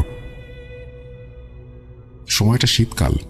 কয়েক মাস আগে শ্রাবণ মাসে পারিবারিকভাবে আমরা ডিসিশন নেই খাজা মঈনুদ্দিন চিশতির মাজারে যাব, মাজার জিয়ারত করতে। যে কথা সেই কাজ। আমরা ডেট ঠিক করলাম। ডেটটি ছিল শ্রাবণ মাসের মাঝামাঝি সময়ে। দিনটি ছিল বৃহস্পতিবার। আমাদের এখান থেকে খাজা মঈনুদ্দিন চিশতির মাজারে যেতে সময় লাগে 12 ঘন্টা। তো ঠিক সেভাবেই আমরা একটি বাসের টিকিট করলাম। বাসের সময় ছিল সন্ধ্যা থেকে, আর আমরা কবর জিয়ারত করব শুক্রবারের দিন। বৃহস্পতিবার সন্ধ্যাবেলা গুড়ি গুড়ি বৃষ্টি শুরু হয়েছিল। প্রকৃতির এই নিয়ামতের মাঝেই আমরা সবাই বেরিয়ে পড়লাম কবর জিয়ারতের জন্য। পাশে বাসে উঠে বসলাম পরিবারের সবাই। বাসটি আজমির শরীফের দিকে রওনা দিল। সুন্দর ঠান্ডা পরিবেশ আর বাসের মধ্যে চলতে থাকা স্লো মোশনের মিউজিক শুনতে শুনতে ভালোই কাটছিল সময়। এর মাঝে কখন যে তন্দ্রাভাব চলে এসেছে, হঠাৎ আমার তন্দ্রাভাবটি ছুটে গেল বাসের ব্রেক কষার কারণে, এবং শব্দ শুনে বুঝতে পারছি না কি হয়েছে। পরবর্তীতে বাস থেকে নেমে দেখলাম বাসের টায়ার পাংচার হয়ে গেছে। বাসের কন্ট্রাক্টর আমাদেরকে জানিয়ে দিল 10 থেকে 20 মিনিট লাগবে টায়ারটা চেঞ্জ করতে। সময় মতো টায়ার চেঞ্জ করে আবারও গাড়িতে উঠে বসলাম। বাসটি আবার রওনা দিল আজমির শরীফের দিকে। এবার বসে থাকতে থাকতে কখন যেন প্রকৃতির ঠান্ডা হাওয়ায় আর সেই বাসে চলতে থাকা স্লো মোশনের মিউজিকে ঘুমিয়ে পড়েছি। এবার আমার ঘুমটা ভাঙলো কিছু মানুষের হই হুল্লোড়ের কারণে। আমি ভীম রেখে উঠে বসলাম। আমার মোবাইলটা পকেট থেকে বের করে সময় চেক করে দেখলাম রাত্রি 2:30 বাজে। আসলে বাসটি থেমেছিল সবাইকে চা খাওয়ানোর জন্য, ফ্রেশ হওয়ার জন্য। ঘুম থেকে উঠে অস্বস্তি বোধ হচ্ছিল আমার। আমি বুঝতেই পারলাম আমার পেটে অনেক চাপ পড়েছে। চাপের কারণে আমি কন্ট্রাক্টর ভাইকে জিজ্ঞেস করলাম, আমরা যে ধাবাটিতে দাঁড়িয়েছি এখানে কি কোনো টয়লেট আছে? তিনি জানালেন, এই ধাবায় টয়লেট নেই। আপনি যদি ফ্রেশ হতে চান তাহলে রাস্তার ধারে যে কোনো জঙ্গলে গিয়ে আপনাকে ফ্রেশ হয়ে আসতে হবে। অস্বস্তি বোধ হচ্ছিল, পেটে চাপ পড়ার কারণে কন্ট্রাক্টর ভাইয়ের কাছে আমি জল চাইলাম। তিনি আমাকে ডিকি থেকে 1 বোতল জল দিলেন। বাস থেকে নেমে আমি যেটা দেখলাম, পুরো রাস্তাটাই ফাঁকা, শুধু একটাই দোকান। সেখানে সবাই চা বিস্কিট খাচ্ছে যে যার মতো, এবং পার্সেল নিচ্ছে। আমার পরিবারে আমি বললাম ওদের যদি কিছু খাবার থাকে খেয়ে নিতে, যদি কেউ কিছু নেয়ার থাকে পার্সেল নিতে পারে। জলের বোতলটা নিয়ে আমি বাসের পিছন দিক দিয়ে জঙ্গলের দিকে এগোতে লাগলাম। অনেক ঝোপঝাড়। কিছু দূর গিয়ে একটা ফাঁকা জায়গা দেখতে পেলাম। রাস্তার 2 ধারে মনে হচ্ছে পুকুরের মতো ক্যানেল কাটা রয়েছে। আমি পুকুরের ক্যানেলের পাশে দিয়ে চাষের জমিতে গিয়ে বসলাম। ঘুম থেকে উঠে একটু গরমের কারণে অস্বস্তি বোধ করছিলাম, কিন্তু এখানে এসে প্রকৃতির এই সুন্দর ঠান্ডা হাওয়ায় আমার মেজাজটা অনেক শান্ত মনে হচ্ছিল। হু হু করে বাতাস বইছিল চারিদিক দিয়ে। প্রায় 5-7 মিনিট আমি টয়লেট করতে বসে আছি। কিছুক্ষণ পর আমার মনে হলো আবহাওয়াটা কেমন যেন থমকে গেছে। প্রকৃতির সেই সুন্দর ঠান্ডা হাওয়াটা আর নেই। চারিদিকটা কেমন যেন থমথমে হয়ে গেছে। পরিবেশটা যেন শব্দহীন হয়ে পড়েছে। এরই মাঝে আমি লক্ষ্য করলাম পাশের ঝোপঝাড় থেকে একটা খসখস আওয়াজ। আমি ভাবলাম হয়তো কোনো কুকুর শেয়াল হবে, কিন্তু আওয়াজটা বেড়েই চলল। আওয়াজটা থেমে গেল একটা সময়ে, কেন জানি না। আমার টয়লেটটা করতে সময় লাগছিল। আমি চাইছিলাম তাড়াতাড়ি টয়লেট ছেড়ে বাসে চলে যাই। তৎক্ষণাৎ আমি শুনতে পাই একটা করুণ সুরে বাচ্চা কান্না করছে। আমি ভাবলাম কান্নাটা হয়তো ওই বাঁশঝাড় থেকে আসছে, হয়তো বা কারো বাচ্চা ঘুম থেকে উঠে পড়েছে আর কান্না করছে। হ্যাঁ ঠিক, কান্নাটি বাসের দিক থেকে আসছে। এরপর আমি লক্ষ্য করলাম কান্নাটি যেন বাসের পেছন দিক থেকে দৌড়ে আমার সামনে ডান দিকে চলে গেল। মনে হচ্ছিল কেউ বাচ্চাটিকে নিয়ে দৌড়ে পালাচ্ছে। অতঃপর লক্ষ্য করলাম আমার ডান সাইডে জঙ্গলের মাঝখান দিয়ে ক্ষেতের জমিতে নেমেছে। আমি ভালো করে লক্ষ্য করতে চাইলাম, কিন্তু পুরো জমিটা জুড়ে শুধু বাচ্চার সেই কান্নার আওয়াজ। এরপর আমি পেছন দিক দিয়ে আবারও বাম সাইডের দিকে চলে যাই। এবার আমার শরীরের মাঝে একটু ভয়ের স্রোত বয়ে গেল। বাম পাশের হৃৎপিণ্ডে ধক ধক একটা কাঁপুনি উঠল। আমি বুঝতে পারছি না কি করব। বাম সাইডে পেছনের দিকে তাকালাম ভয়ে ভয়ে, কিন্তু সেই দিক থেকে কেউ নেই। আমি তাড়াহুড়া করে টয়লেটটি শেষ করার জন্য ব্যস্ত হয়ে পড়ি। অতঃপর আমার কানে একটি গোমড়ানো কুকুরের আওয়াজের মতো শব্দ হলো। এবার আমার মাথা কাজ করছে না, কি করব বুঝতে পারছি না। যা হয় হবে। আমি বাম সাইডে পেছনের দিকে তাকাতেই যেটা দেখলাম, আমার শরীর যেন জমাট বেঁধে গেল। আমার নিজের চোখকে আমি বিশ্বাস করতে পারছি না। এই কিছুক্ষণ কয়েক সেকেন্ড আগেই আমি পুরো জায়গাটা দেখেছি। এখন আমার চোখের সামনে বিশাল লোমযুক্ত বড় একটি কুকুর। কালো রঙের লোম, সাধারণ কুকুরের থেকে অনেক বড়, এবং তার চোখ জলজল করছে। মনে হচ্ছে সে সারাদিন কিছু খায়নি, ক্ষুধার্ত, রাগান্বিত। আস্তে আস্তে বাম দিক থেকে রাস্তার দিকে আসতে শুরু করেছে। আমি অবশ হয়ে পড়েছি এবং তাকিয়েই আছি, কি করব কিছু মাথায় আসছে না। এ কি দেখছি আমি? হঠাৎ কুকুরটা গিরগিটির মতো রং বদলাচ্ছে। এবার কুকুরটা আস্তে আস্তে একটা গরুর রূপ ধারণ করে, সাদা রঙের একটা গরু। আমি কিছুই বুঝতে পারছি না, ভাবতে পারছি না, চোখ বড় বড় করে দৃশ্যগুলো অনুভব করছি। গরুটি আস্তে আস্তে আমার সামনের দিকে আসে। আমি চাইছি তাড়াতাড়ি করে যেন ওখান থেকে উঠে আসতে পারি, কিন্তু আসল ঘটনাটি আমার জীবনে সব থেকে খারাপ মুহূর্ত, অস্বাভাবিক মায়াজাল ভৌতিক কাণ্ডটা ঘটে গেল। আমার চোখের সামনে গরুটি বড় বড় চোখ করে আমার দিকে তাকিয়ে থাকতে থাকতে একটি বৃদ্ধ মহিলা রূপে পরিণত হলো। তার চুলগুলো অনেক বড়, জটা বেঁধে আছে। তার মুখের আকৃতি ঠিক বুঝতে পারছি না। চোখগুলো রাগান্বিত, লাল, বড় বড় আমার দিকে তাকিয়ে আছে। অতঃপর উচ্চ স্বরে একটা হাসি দিয়ে আমার কানে ভেসে আসলো, যা শুনে আমার পুরো দেহ অসাড় হয়ে আসলো। আমি এখান থেকে পালানোর চেষ্টা করছি, কিন্তু আমার শরীরে যেন সায় দিচ্ছে না। অট্টহাসি চলছেই, এবং সেই সাথে ভেসে আস্তে আস্তে আমার দিকে আসছে সে। আমি কি করব ভেবে পাচ্ছি না। হাসির আওয়াজ যেন আমার কানের খুব কাছে, জোরে অনুভব করতে পারছি আমি। আমার যন্ত্রণা অনুভব করতে পারছি আমি। বৃদ্ধ মহিলাটি আমার দিকে ক্রমশ এগিয়ে আসছে। সে কিছু বলার চেষ্টা করছে, কিন্তু তার ভাষা আমি বুঝতে পারছি না। সে রেগে রেগে একই কথা বলার চেষ্টা করছে। আমার ভয়ের স্রোত বেড়েই চলেছে। আমি টয়লেট করা অবস্থায় আল্লাহর নাম নিয়ে যা মনে এসেছে পড়তে শুরু করেছি। পড়তে পড়তে আমি কখন সেন্সলেস হয়ে গেছি আমি নিজেই জানি না। আমার ফিরতে দেরি হওয়ার কারণে আমার পরিবার দুশ্চিন্তাগ্রস্ত হয়ে যায়। অতঃপর কন্ট্রাক্টর পরিবারকে বলেন আমি টয়লেট করতে জঙ্গলের দিকে এসেছি। দেরি হওয়ার কারণে বাসের কন্ট্রাক্টর ভাই, আমার পরিবার একসঙ্গে আমাকে খুঁজতে আসেন এবং আমাকে অজ্ঞান অবস্থায় তারা পান। বাসে নিয়ে যান তারা আমাকে আমার পরিবারের কাছে। আমার অবস্থা দেখে সবাই দোয়া কালাম বলে ফু দেন। সারা রাত্রি আমার জ্ঞান ফেরেনি। সকালবেলা আজমির শরীফে বাস স্ট্যান্ডে পৌঁছানোর পর কিছুক্ষণ পর আমার জ্ঞান আসে। তারপর আমরা পরিবারের সবাই মিলে কবর জিয়ারত করে বাড়ি ফিরে আসি। বাড়ি ফিরে পরিবারের সবাই আমাকে জিজ্ঞেস করেছিল কি হয়েছিল। আমি তাদেরকে রাত্রের পুরো ঘটনাটি বলি।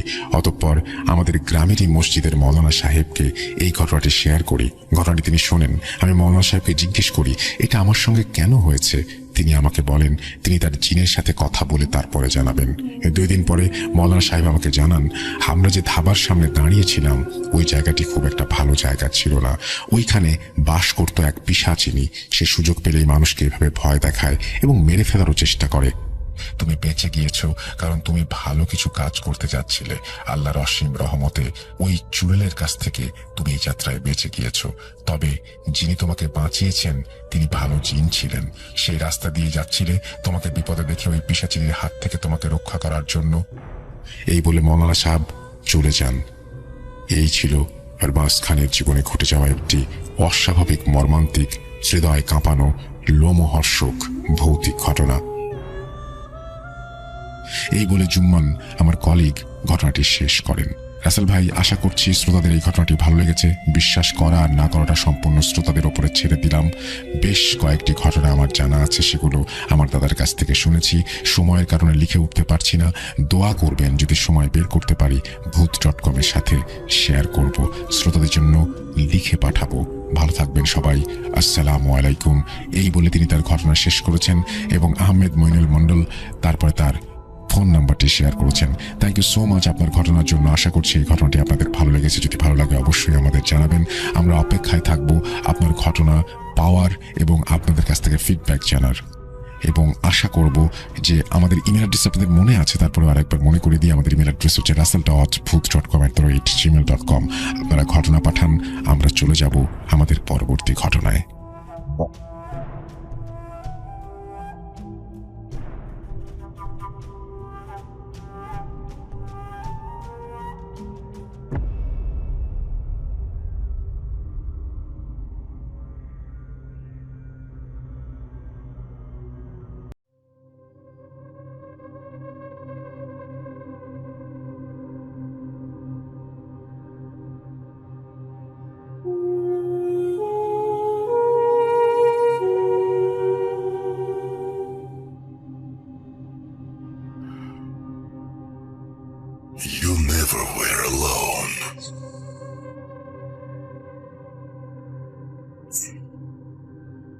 জুজু আসছে। You are not alone. আমি শুধু তোমার সাথেই থাকতে চাই। Not alone. লুকোচুরি খেলবে? লুকোচুরি? You will never be alone.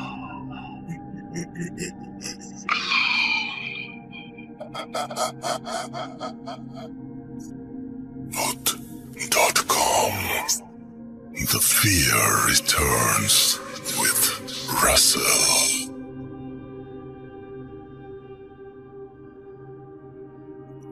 আসসালামু আলাইকুম রাসেল ভাই, আশা করি ভালো আছেন, কারণ আপনি সবসময় ভালো দলেই থাকেন। আমি জুবায়ের ইসলাম বলছি, সিরাজগঞ্জ জেলা সদর থানা থেকে। তো আজকে আমি একটা ঘটনা শেয়ার করব। এই ঘটনাটি একজন অ্যাম্বুলেন্স চালকের ঘটনা। তো ঘটনাটি যদি ভালো লাগে তাহলে অবশ্যই প্লে করে শোনাবেন। তো আমি এই ঘটনাটি যার কাছ থেকে শুনেছি সে তার নাম প্রকাশে অনিচ্ছুক, সে আমাদের এলাকারই। তো যাই হোক, আমি ঘটনাটা চলে যাই। তো এই ঘটনাটি 2014 কিংবা 15 সালের দিকে হবে।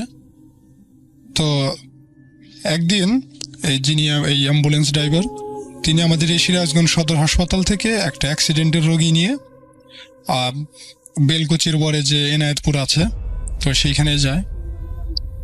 তো সে একাই ছিল চালক হিসেবে, তার সাথে কেউ হেল্পার ছিল না কোনো। তো তিনি এই লাশটা নিয়ে এনায়েতপুর যেতে রাত 12টা বেজে যায়। তো সেখানে তিনি লাশটা নামিয়ে দিয়ে ভাড়া নিয়ে ব্যাক করে এই সিরাজগঞ্জ সদরের দিকে। তো এই ব্যাক করে বেলকুচি পার হয়ে সয়দাবাদের আগে একটা জায়গা আছে যেটাকে সারটিয়া বলে। তো ওইখানে আসার পর রাস্তাটা একদম নির্জন ছিল, কোনো গাড়ি ঘোড়া কিংবা ওইখানে আশেপাশে রাস্তার আশেপাশে কোনো দোকানপাট ছিল না। তো ওইখানে এসে হঠাৎ করেই যেহেতু তার সাথে কোনো হেল্পার ছিল না, সে গাড়িতে একাই ছিল। তো সে একটা জিনিস বলতে ভুলে গেছি, সে গাড়ির ভেতরে একটা এক্সট্রা একটা লাইট জ্বালিয়ে রেখেছিল, ওই যে লাল রঙের বাল্ব। তো ওটার একটা হ্যান্ড সুইচে ছিল আলাদা, যেটা হাত দিয়ে চাপ দিয়ে জ্বালাতে হতো। তো যখন তিনি ওই সারটিয়ার কাছাকাছি আসেন, তো তখন হঠাৎ করেই অ্যাম্বুলেন্সের ভেতরে যে লাইটটা জ্বলছিল সেই লাইটটা অফ হয়ে যায়, এবং সেই স্পষ্ট শুনেছে যে ওই সুইচ মানে লাইট জ্বালানোর যে হ্যান্ড সুইচটা ছিল সেটা যে বন্ধ করলে যে একটা শব্দ হয়, তো এই শব্দটার হলো এবং লাইটটা অফ হয়ে গেল। তো সে তো খুব ভয় পেল যে গাড়িতে তো আমি ছাড়া আর কেউ নাই, তো কিভাবে বন্ধ হলো এটা, আর সুইচের শব্দও হলো, তাহলে সুইচটা নেভালো কে, বন্ধ করলো কে? তো সে খুব ভয় পায় এবং গাড়ির ভেতরে যে লুকিং গ্লাস থাকে সে লুকিং গ্লাসের দিকেও তাকাতে ভয় পাচ্ছিল যে আসলে পিছনে কেউ আছে কিনা এটা দেখার জন্য। তো সে গাড়ি থামায় নাই, গাড়ি চলতে অবস্থায় সে ওই লাইটের সুইচটা হাত দিয়ে, মানে সুইচটা ছিল তার পিছন দিকে, তিনি যে সিটে বসেছিলেন তার পিছনে সুইচটা ছিল, চলতি অবস্থায় সুইচটা জ্বালিয়ে দেয়। তো এভাবে আবার 1-2 মিনিট পর আবার সুইচটা সেই সশব্দে বন্ধ হয়ে যায় এবং লাইটটাও সাথে সাথে বন্ধ হয়ে যায়। তো সেও এবারও খুব ভয় পায়। তো সে এবারও মানে লুকিং গ্লাসের দিকে তাকাতে ভয় পাচ্ছিল যে আসলে কি না কি দেখবে। তো সে আর লুকিং গ্লাসের দিকে তাকায় নাই, সে পিছনের দিকে হাত দিয়ে গাড়ি চলা অবস্থায় লাইটটা আবার জ্বালিয়ে দেয়। তো এই ঘটনাটা, এই লাইট বন্ধ হওয়াটা এবং সাথে সুইচের শব্দ হয়ে বন্ধ হয়ে যাওয়াটা 3-4 বার ঘটে তার সাথে। এবং সে সারটিয়া পার হয়ে যমুনার ডিগ্রি কলেজ আছে, তো ওইখানে একটা মসজিদ আছে রাস্তার সাথেই। তো সে ওই মসজিদের এখানে এসে গাড়িটা ব্রেক করে এবং গাড়ি থেকে নামে। তো এখানে ব্রেক করার কারণ সে মসজিদের কাছে একটু সাহস পায় এবং তাই সে মনে করে যে এখানে খারাপ কিছু আসতে পারবে না মসজিদের আশেপাশে, তাই সে ওইখানে ব্রেক করে। তো সেখানে ব্রেক করে গাড়ি থেকে নেমে এসে গাড়ির চারপাশে একটু হেঁটে দেখে যে না, সব ঠিকঠাক আছে। পেছনে এসে দেখে যে আসলে গাড়ির ভেতরে কিছু আছে কিনা, না কেউ নাই। সে আবার গাড়িতে ওঠে এবং স্টার্ট করে এবং বাড়িতে চলে আসে, এবং এই বাকি পথে তার আর কোনো সমস্যা হয়নি। তো এই গাড়িটা তিনি গ্যারেজে রেখে, তার বাড়িটা ছিল একটু গ্রামের দিকেই, মানে শহরে গাড়িটা রাখে, সেখান থেকে রেখে তো আস্তে আস্তে প্রায় 1টাই বাজে। তো সে গাড়িটা রেখে বাড়িতে আসে পায়ে হেঁটে। তো আসার পথে তার বাড়ির প্রায় 300 মিটার আগে মানে রেল লাইন আছে, রেল লাইন থেকে নেমে সে, মানে জ্যোৎস্না রাতই ছিল, তো সে নেমে কাঁচা রাস্তা দিয়ে হেঁটে বাড়িতে আসবে, আর মাত্র 300 মিটার বাকি আছে বাড়ির। তো সে দেখতে পেল যে রাস্তার পাশে একটা জঙ্গল আছে, মানে হালকা ঝোপঝাড়। তো সেই ঝোপের ভেতরে একটা ছাগল ঘাস খাচ্ছে। তো সে একটু অবাক হয়, রাত করে ছাগল ঘাস খাচ্ছে। তো সে আবার ভাবে যে ওই যেখানে ঝোপ, ওই ঝোপের নিচে একটা খাদের মতো আছে, খাদের ভেতরে পানি, এবং খাদের পশ্চিম পাশে একটা বাড়ি আছে। কাদের বাড়ি সে নামটা প্রকাশ করা যাবে না, তাই আমি প্রকাশ করছি না। তো সে ভাবে যে ওরা তো ছাগল পোষে, তো হয়তো ওদেরই ছাগল হবে। তো সে ওইটা ভেবে ওই ঝোপের ভেতরে যায়, গিয়ে ভাবে যে ছাগলটা নিয়ে ওদেরকে ডাক দিয়ে বাড়িতে দিয়ে দিই, এত রাতে যদি আবার শিয়াল টিয়াল ধরে নিয়ে যায়। তো সে এই ভেবে ঝোপের ভেতরে যায়, যে গিয়ে সেই ছাগলটাকে ধরতে নেবে, অমনি ছাগলটা তার চোখের সামনে ভ্যানিশ হয়ে যায়। তো সেটা থেকে খুব ভয় পায় না, সে শুধু বলে সবে বাজে মাত্র 1:30 কি 2টা, এখনই এই সব ঘটনা। তো এই কথাটা বলে ঝোপের ভেতর থেকে বের হয়ে সে বাড়িতে চলে আসে। তো এই দিন আর কোনো সমস্যা হয়নি। তো এর কয়েকদিন পর রমজান মাস আসে। তো এই যে ড্রাইভার, মানে অ্যাম্বুলেন্স চালক, সে রাতে সেহরি খাওয়ার জন্য অ্যাম্বুলেন্স নিয়ে তার বাড়িতে আসবে। তো এই বাড়িতে আসার পথে ওই যে কাঁচা রাস্তার কথা বললাম, ওই কাঁচা রাস্তা দিয়ে আসতে হয়। তো ওই কাঁচা রাস্তা দিয়ে আসার সময় রেল লাইনের পাশেই, মানে রেল লাইনের সাথেই কাঁচা রাস্তাটা, হাতের ডান পাশে পড়ে রেল লাইন এবং বাম পাশে পড়ে হলো কাঁচা রাস্তাটা। তো এই কিছুদিন আগেই ওই রেল লাইনে একটা লাশ কাটা পড়ে, মানে এক লোক রেল লাইনের ভেতর শুয়েছিল, সে তার মাথাটা কাটা পড়ে যায়, সেখানেই মারা যায়। তো ওই যখন ওই ড্রাইভার, মানে চালক, অ্যাম্বুলেন্স চালক, তিনি ওই রেল লাইনের ওই বরাবর আসে। তো সেখানে এসে হঠাৎ করেই গাড়িটা আর এগোয় না।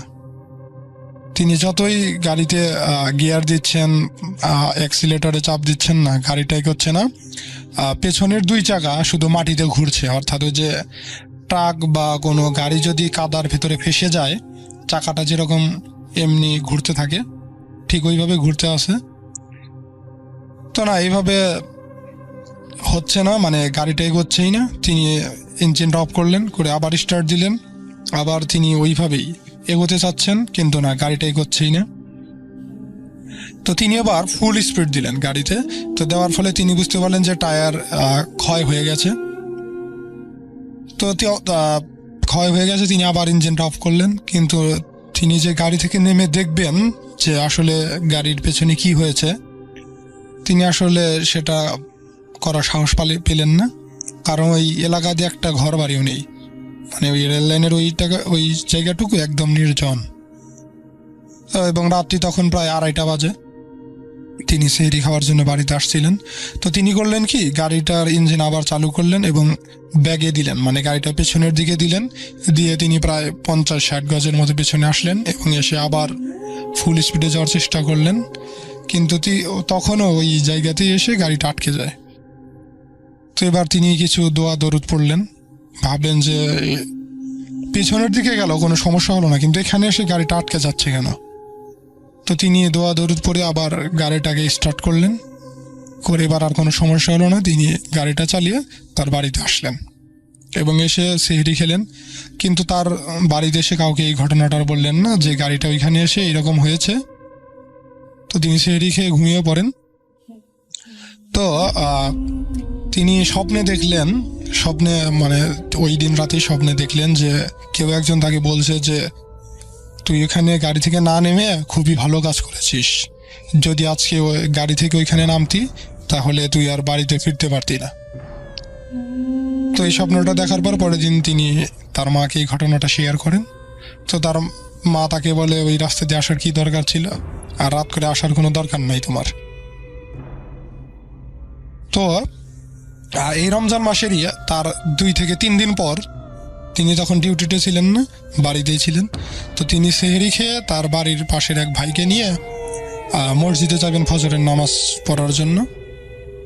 তো তিনি ওই রাস্তাটা দিয়ে যাচ্ছিলেন যেখানে ওই যে গাড়িটা আটকে ছিল এবং রেল লাইনের ওইখানে মানুষটা কাটা পড়েছিল ওইখানেই। তো যাওয়ার পথে দুইজন কথাবার্তা বলতে বলতে যাচ্ছিলেন। তো হঠাৎ এই অ্যাম্বুলেন্স চালক যিনি, ওনার চোখটা পড়ে রেল লাইনের উপরের দিকে।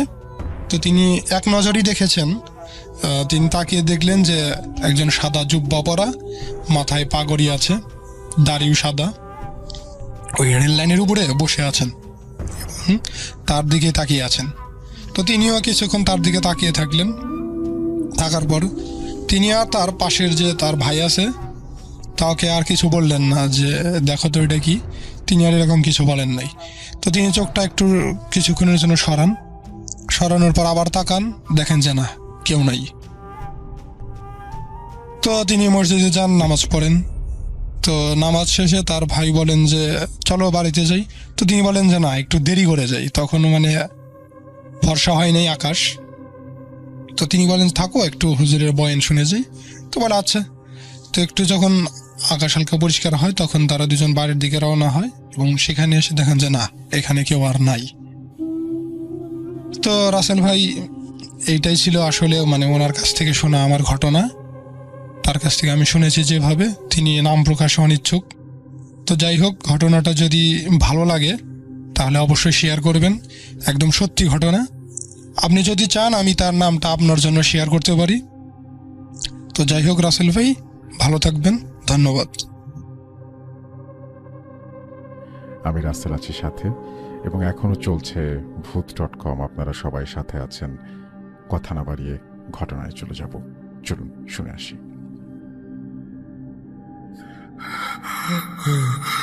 কেন কেন তুমি আসো? আমি শুধু তোমার সাথেই থাকতে চাই। তুমি চলে যাও, চলে যাও, প্লিজ চলে যাও। .com with Russell.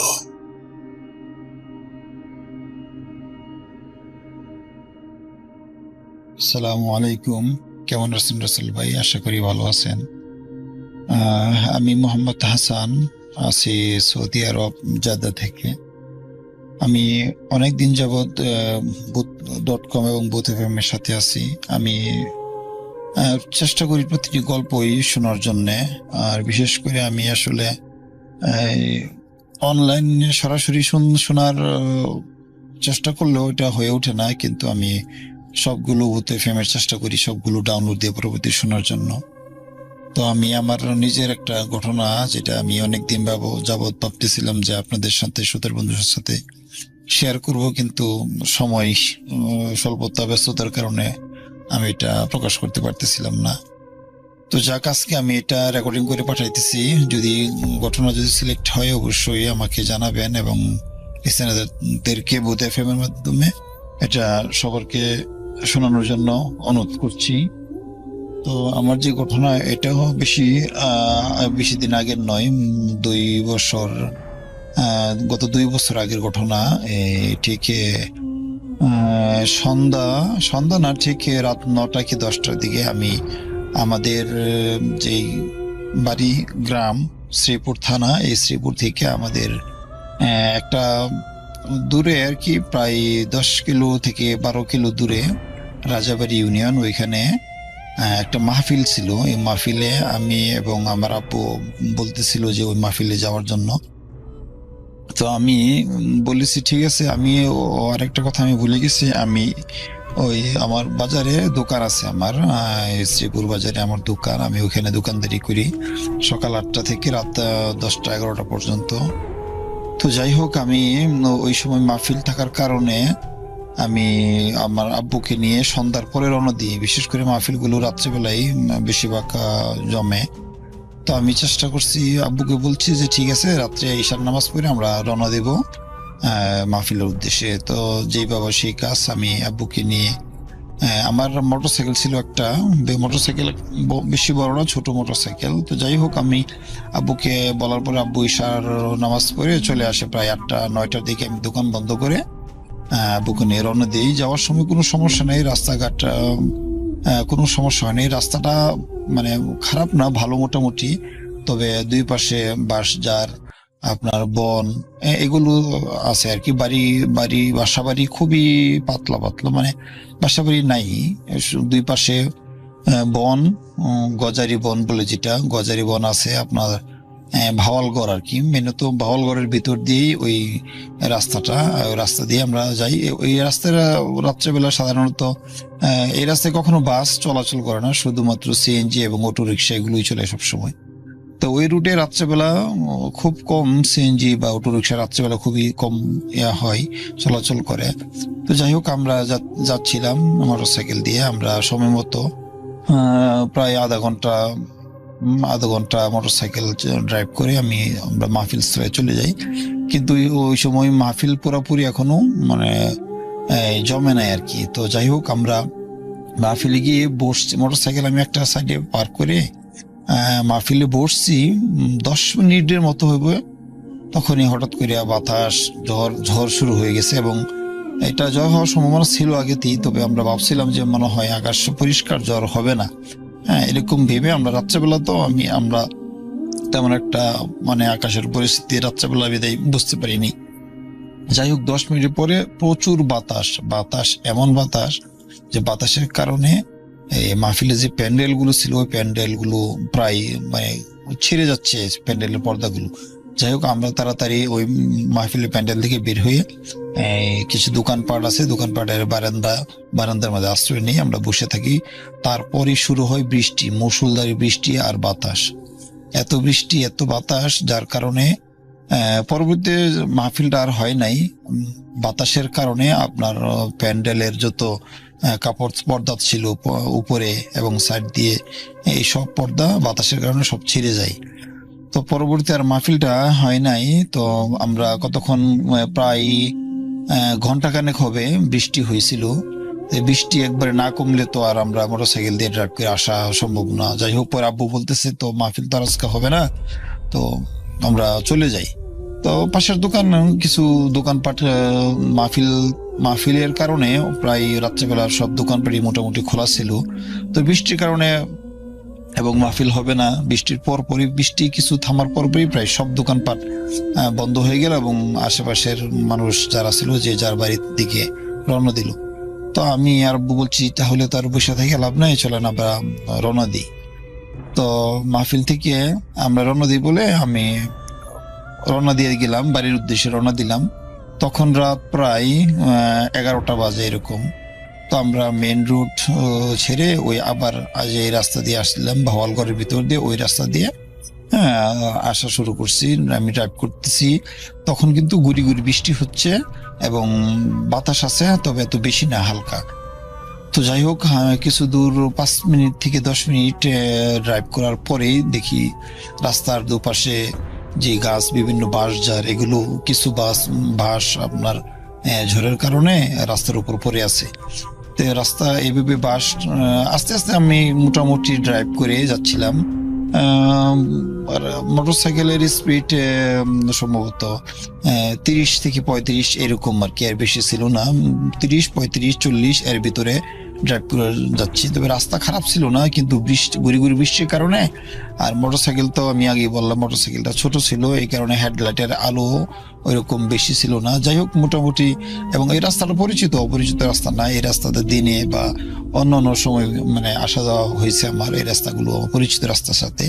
আবার রাস্তা খারাপ না, ভালো রাস্তা, ফ্রেশ রাস্তা। তো আসতেছি, তো কতক্ষণ আসার পরে প্রায় 20 মিনিট আসার পরে হঠাৎ করে মোটরসাইকেল নিয়ে আমি যাচ্ছি, সামনে একটা মোড় ছিল, এই মোড় থেকে দেখলাম একটা বাইসাইকেলে চড়ে একটা লোক আমার মোটরসাইকেলের মানে একটু মানে প্রায় 10 থেকে 20 মিটার আগে মানে একটা গলি রাস্তার পার্শ্ব রাস্তা দিয়ে সে আসলো, এসে আমার মোটরসাইকেলের ঠিক সামনে সে সাইকেল চালিয়ে বাইসাইকেল চালিয়ে যাচ্ছে।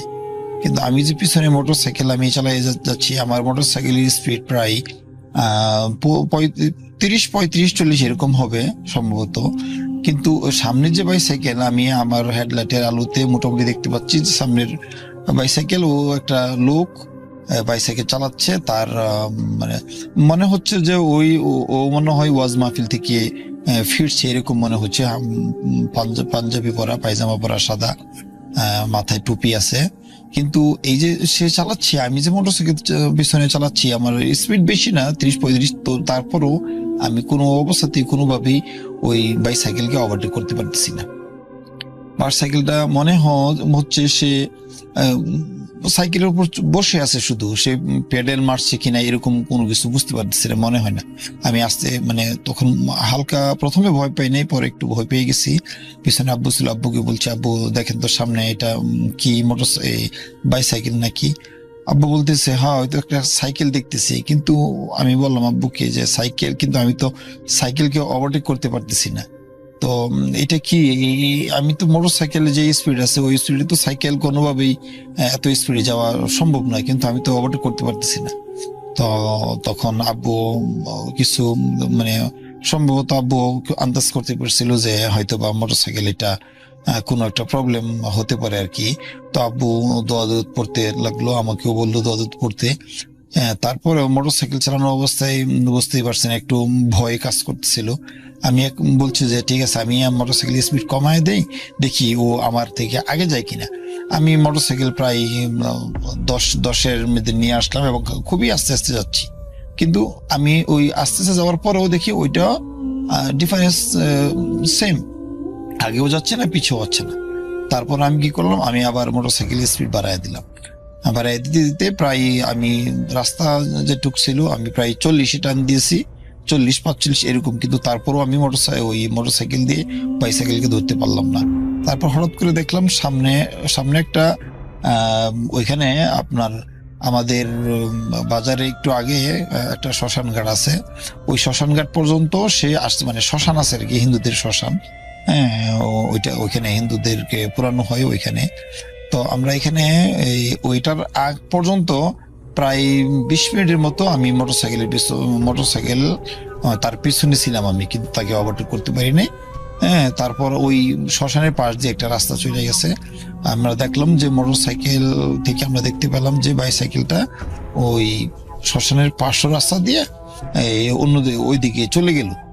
তারপর আমরা আর কোনো কিছু দেখি নাই, আমরা মোটরসাইকেল দিয়া সোজাই বাড়িতে চলে আসলাম এবং বাড়িতে এসে গোসল টোসল করে দোয়া দুরূদ পরে তারপর আমরা ঘুমালাম। তো এই হলো আমার ঘটনা। আসতে ভাই, যদি ঘটনাটা সিলেক্ট হয় অবশ্যই শোনানোর অনুরোধ রইল। আসসালামু আলাইকুম।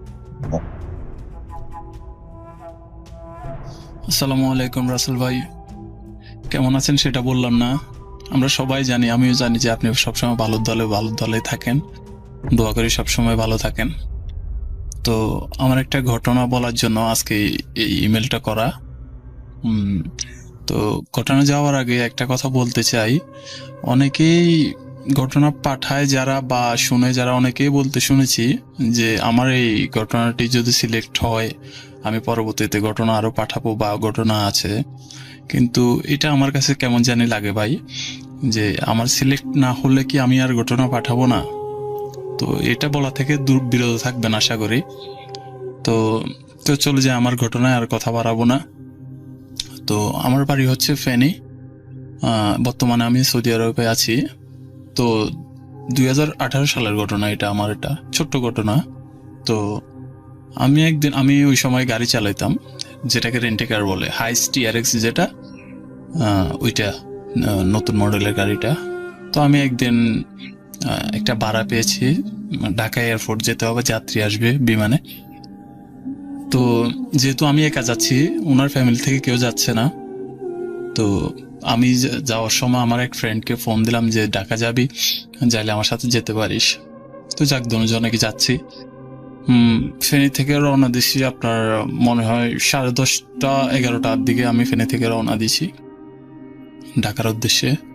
তো যেতে যেতে কথা বলতেছি, গান শুনতেছি, বন্ধু দুজন আমার সাথে বন্ধু ছিল, ওর নাম মাসুম। তো যেতে যেতে কুমিল্লার আগে একটা জায়গা আছে আপনারা সবাই চিনবেন, তো জায়গাটার নাম হচ্ছে নিমসা বাজার। বাজার পার হওয়ার পরে তখন আমি ঘড়িতে দেখছি, ঘড়িতে তখন দেখি নাই, ঘটনাটা হওয়ার পরে আমি ঘড়িতে দেখছি যে তখন বাজতেছে আপনার 12:30 থেকে 1:45 এরকম। তো আমরা যখন যাচ্ছি গাড়িতে গান বাজতেছে, দুজন কথা বলতে বলতে যাচ্ছে। আমার গাড়ির স্পিড ছিল 110 এরকমই ছিল। তো যাওয়ার পথে আমরা যেহেতু ঢাকার দিকে যাচ্ছি, আমরা রাস্তার পশ্চিম পাশে, তো যেহেতু ডাবল লাইন, তো একটা মেয়ে 2 লেনের মাঝখানে একটু জায়গা আছে, আপনারা সবাই জানেন, রাসেল ভাই আপনি হয়তো জানেন। তো ওই জায়গায় একটা মেয়ে দাঁড়িয়ে আছে দেখতেছি। আমার তখন ডিস্টেন্স, মেয়েটার থেকে আমার গাড়ির ডিস্টেন্স ছিল প্রায় 100 হাতের মতো। তো আমি প্রথমে হরন দিয়েছি যে আমি এটা বুঝাইতে চাইতেছি যে আমরা আসতেছি, আপনি চলে গেলে চলে যান, না হলে দাঁড়িয়ে থাকেন, যেহেতু আমরা স্পিডে আসতেছি। তো মেয়েটা কোনো রিয়েক্ট করলো না, হরন দিয়েছে 2-3 বার। যাই হোক, আমি মনে করছি যে ও দাঁড়িয়ে থাকবে। এও কিন্তু আমাদের গাড়ির দিকেও তাকায় নেই, কোনো দিকে তাকায় নেই, জাস্ট পশ্চিম দিকে তাকায় রয়েছে। তো চিন্তা যাইতে যাইতে তখন হবে হয়তো ওর ওই মেয়েটার আমার গাড়ির ডিস্টেন্স ছিল হয়তো 30 হাত এরকম। হঠাৎ করে মেয়েটা পা দিয়ে রাস্তার উপর নেমে গেছে। যাওয়ার পরে কি করব কিছু বুঝতেছি না। হরন আমি আবার দিয়ে রাখছি, একদম চাইপে ধরে রাখছি। এরপরে পুরো হার্ট ব্রেক করলাম, যেহেতু আমার গাড়িটা নতুন ছিল। পুরা একটা চাকা, আপনারা হয়তো জানেন, গাড়ির পিছনে একটা চাকা হার্ট ব্রেক করে, দুটোটা কিন্তু একসাথে করে না। তো একটা চাকা হার্ট ব্রেক করার পরে আমি পিছনে দেখতেছি পুরো অন্ধকারে মানে হয়ে গেছে গাড়ির চাকার ধোঁয়ায়। তো যে আমি পুরো হার্ট ব্রেকের উপরে যাচ্ছি, মেয়েটা রাস্তার উপরে পাড়া দিয়ে পশ্চিম দিকে যাচ্ছে। ব্রেক করার উপর এমনির উপরে গাড়ি আমার যতটুকু গেছে আমার ধারণা, যাইতে যাইতে যাইতে আমি আর ব্রেক ছাড়ি না, যাইতে যাইতে যাইতে যাইতে একদম মেয়ের একদম মানে ওই দিন আমি এটা অবাক গেলাম যে আল্লাহ হয়তো আমার ওই দিন বাঁচাইছে। তো যাইতে যাইতে মেয়েটা যেখান দিয়ে ক্রস হচ্ছে ওইখানে যাই আমার গাড়ি দাঁড়াইছে। বিশ্বাস করবেন রাসেল ভাই, মানে আমার ওই সময় যে কিরকম লাগছিল আমি নিজে বোঝাতে পারবো না। তো এরপরে মেয়েটার পরনে ছিল স্কুল ড্রেস ছিল না, একটা ব্যাগ ছিল, বোঝা যাচ্ছে যে এটা একটা ছাত্রী, এরকম স্টুডেন্ট। তো মেয়েটার পরনে একটা 3 পিস ছিল, কিন্তু ফেসটা আমি দেখতেছি না। ওড়না দিয়ে ঢাকা ছিল, ওড়নার এক পাশ হাওয়ায় একদম মানে করতেছে। তো মেয়েটার এমন জায়গা যাই আমার গাড়িটা দাঁড়াইছে, মেয়েটা ক্রসিং হচ্ছে, মেয়েটার গায়ের ওড়না আমার গাড়ির সাথে বাম্পারের সাথে লাগতেছে, আমি দেখতেছি গাড়ি দাঁড়াই গেছে। এরপরে মানে আমরা দুজন হতবাক, একদম গাড়ির পিছনে তো কিছু দেখা যাচ্ছে না ধোঁয়ার কারণে, চাকা যেহেতু স্লিপ করে আসছে। তো এরপরে মেয়েটা চলে আসছে, আমরা দুজন অবাক হয়ে গেছি, গান চলতেছে গাড়ির ভিতরে, এগুলো তো আর অফ করার কোনো টাইম নেই। আমার হরনটা তখন পর্যন্ত আমার হাতের ভিতরে ছিল, বাঁচতে চলছে হরন। তো এরপরে মেয়েটা এদিকেও তাকায় নেই, ওইদিকেও তাকায় নেই, সিধা পশ্চিম দিকে তাকায় রয়েছে, যাচ্ছে। যাওয়ার পর মেয়েটা যখন আমার গাড়ি ক্রস করে রাস্তার পাশে এতটুকু গেছে, আমি তখন যে গাড়িটা দাঁড় করায় কিছু বলবো, যেহেতু রাগ উঠতেই পারে ভাই, কিছু বলবো, আমি 5 থেকে 6 হাত সামনে যাইয়া গাড়ি ব্রেক করছি যে কিছু বলবো মেয়েটারে যে পাগল নাকি না হলে কিছু সেটাই। এরপরে গাড়ি থেকে নামার পরে আমি পিছনের দিকে গাড়ি থেকে নামি নাই, আমি পিছনের দিকে তাকাইছি। বিশ্বাস করবেন রাসেল ভাই, মানে আমার এখনো মানে এরকম ভয় লাগতেছে। পিছন দিকে তাকাইছি, দেখতেছি কোনো কিছু নাই, কোনো মেয়ে নাই, কোনো ছেলে নাই, কোনো কিছুই নাই। ওই সময় রাস্তায় গাড়ি ছিল খুব কম। তো এরপরে গাড়ি থেকে নামছি দুজন, দেখতেছি পিছনে কোনো মানুষ নাই, কোনো কিছুই নাই। পশ্চিম দিকে রাস্তার নিচে পুরাটাই হচ্ছে যে ধান ক্ষেত আছে, ধান ক্ষেত ওই সময় কাটা ছিল, পুরা জমি পুরা একদম এয়ারটা চরের মতো, একদম কোনো ঘাস নাই, কিছু না, পরিষ্কার। যতটুকু দেখছি ততটুকু দেখছি পরিষ্কার, কোনো কিছুই নাই। তো এরপরে আমরা দুজন হতবাক হয়ে গেছি। তো এরপরে সামনে আবার গাড়িতে উঠে গেছি, সামনে যাই একটা পাম্পে গেলাম, পাম্পে যাই হাত মুখ ধুইয়া, এরপরে ঢাকার দিকে রওনা দিলাম। তো ওই দিন ভাই আসলে আমার ঘটনাটা হয়তো ছোট, কিন্তু যার সাথে ঘটে ভাই সে বলতে পারে যে কিরকম ঘটনা আমার জীবনে এই আমি ফেস করছি এই ঘটনাটাই। এর থেকে আর কোনো এরপরে আর কোনো ঘটনা ফেস করে নাই। তো এটাই হচ্ছে আমার ঘটনা। তো সৌদি আরবে এখানে আমি অনেক ঘটনা শুনছি মানুষের মুখ থেকে, আমি এখনো দেখি নাই বা আমার সাথে হয় নাই। অনেক অদ্ভুত ঘটনা অনেকগুলো আছে। তো আমি পর্যায়ক্রমে আমি পাঠিয়ে দেবো। আমার ঘটনাটা যদি সিলেক্ট হয় বা না হয় সেটার কোনো ইয়া নাই। আমার এই ঘটনা সিলেক্ট হলেও পাঠাবো, না হলেও পাঠাবো। তো ভালো থাকবেন রাসেল ভাই। boot.com এর বন্ধুদের সবার প্রতি ভালোবাসা রইল। আসসালামু আলাইকুম রাসেল ভাই।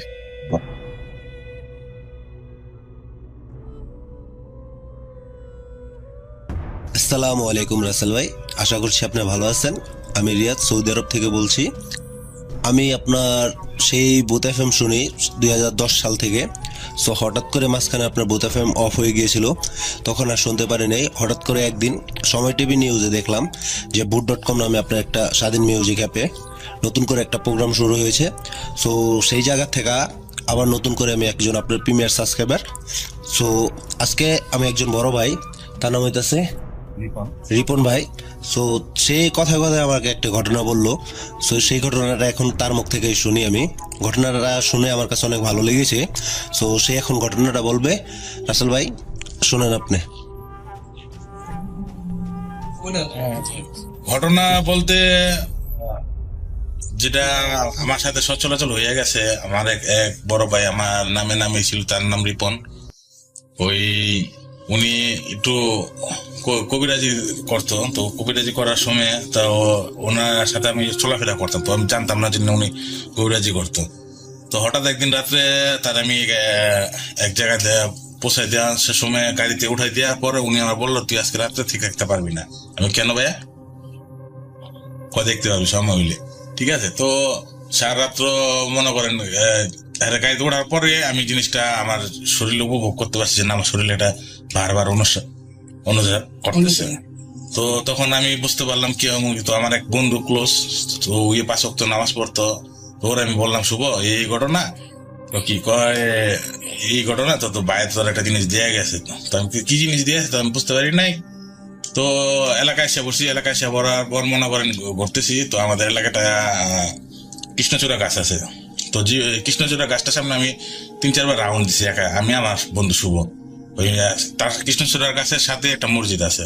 তো মসজিদের পাশেই তো মনে করেন জীবনে কখন ওই লোকটা কখন দেখি নাই। তো একটা লোক পাগল বেশি বসে দিছে। বসে যাওয়ার পর তো ওই রাত্র বাজে তখন 2টা বাজে, অনেক 2টা বাজে।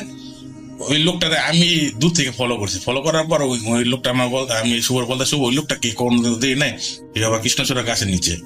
তো বাট আমি নিজে ওই লোকের কাছে গেলাম, লোকের কাছে গিয়ে জিজ্ঞেস করলাম, সালাম দিয়ে জিজ্ঞেস করলাম, আপনি কি? তিনি কোনো কথা বলতেছে না, সারা শব্দ দিতেছে না, জাস্ট এর মধ্যে আছে। আমি বলছি কিছু খাবেন? তো মুখ দিয়ে না বললে মুখে মাথা ইশারা দেয় বললো হ্যাঁ খাবো। তো আমি আমার পকেটে স্বল্প টাকা ছিল, আমার বন্ধুরা বললাম, শুভ তোরা তো কিছু পাওয়া যাবো না, তো এক কাজ করি, তার জন্য কেক লিয়ে আর পানি লিয়ে। তো শুভ গেছে পানি আনতে। তো পানি আনতে যাওয়ার পর আমি তারা জিজ্ঞাসা করছি এক জায়গায় ওই কৃষ্ণচূড়া গাছের নিচে। আমি বললাম, আপনি কোথা থেকে আসছেন? তো উনি আমাকে বলতেছে, আমি আজিমপুর গোরস্থান থেকে আইছি। আমি আজিমপুর গোরস্থান থেকে আপনি আইসেন এত রাত্রে, কোন জায়গায় যাবেন? কোনো জায়গায় যাবো না, এই জায়গায় আইসি আবার চলে যাবো। তো এর ভিতরে যখন তার সাথে কথা বলতেছি, এর ভিতরে আমার শুভ আবার আইসা বলছে। শুভ আসার পর তিনি আর কোনো কথা বললো না, একদম নিউট্রাল হয়ে গেছে। তো তারা আমি কেক দিলাম, সে আমার হাতে কেক খাইলো। কেক খাওয়ার পর পানিটা খাইবো, শুভ পানি আনতে আবার গেছে। পানিটা আনতে গিয়ে আবার তার সাথে আমি কথা বলতেছি। আমি কই, আপনি কি কারণে আইসেন বা কি? কয়, তোর ভালোর জন্য আমি এইখানে আসি, তো তুই একটু ভালোভাবে থাকিস। তো এরপরে মনে করেন আমি তারে খাবার দিয়া পানি দিয়া ওখানে বসে থেকে জাস্ট 10 কদম হাঁটছি। 10 কদম হাঁটার পরে উনি ওদের থেকে উদাও। ফিরার কখনো ওই লোকটা কখন পাইলামও না, দেখলামও না। এই আমার গল্প। আশা করছি রাসেল ভাই যদি আপনার কাছে ঘটনাটা ভালো লেগে থাকে, সো boot.com এর সব লিসেনারদের শোনাবেন। সো ভালো থাকবেন রাসেল ভাই। আমার কাছে আরো ঘটনা আছে, যদি ভালো লাগে তাহলে আবার পাঠাবো। Welcome back. আপনাদের সবাইকে অনেক অনেক ধন্যবাদ এতক্ষণ পর্যন্ত আমাদের সাথে থাকার জন্য। অনেক অনেক শুভকামনা রইল। সব সময় এই ইউটিউব চ্যানেলটি সম্পর্কে আপডেট পেতে আমাদের ইউটিউব চ্যানেলটিকে সাবস্ক্রাইব করুন। আশা করছি আমরা একসাথে অনেকটা পথ হাঁটব। আজকের মতো এখানে বিদায় নিচ্ছি। সবাই ভালো থাকুন, সুস্থ থাকুন, মোস্ট ইম্পর্টেন্টলি ভূত.com এর সাথে থাকুন। আল্লাহ হাফেজ।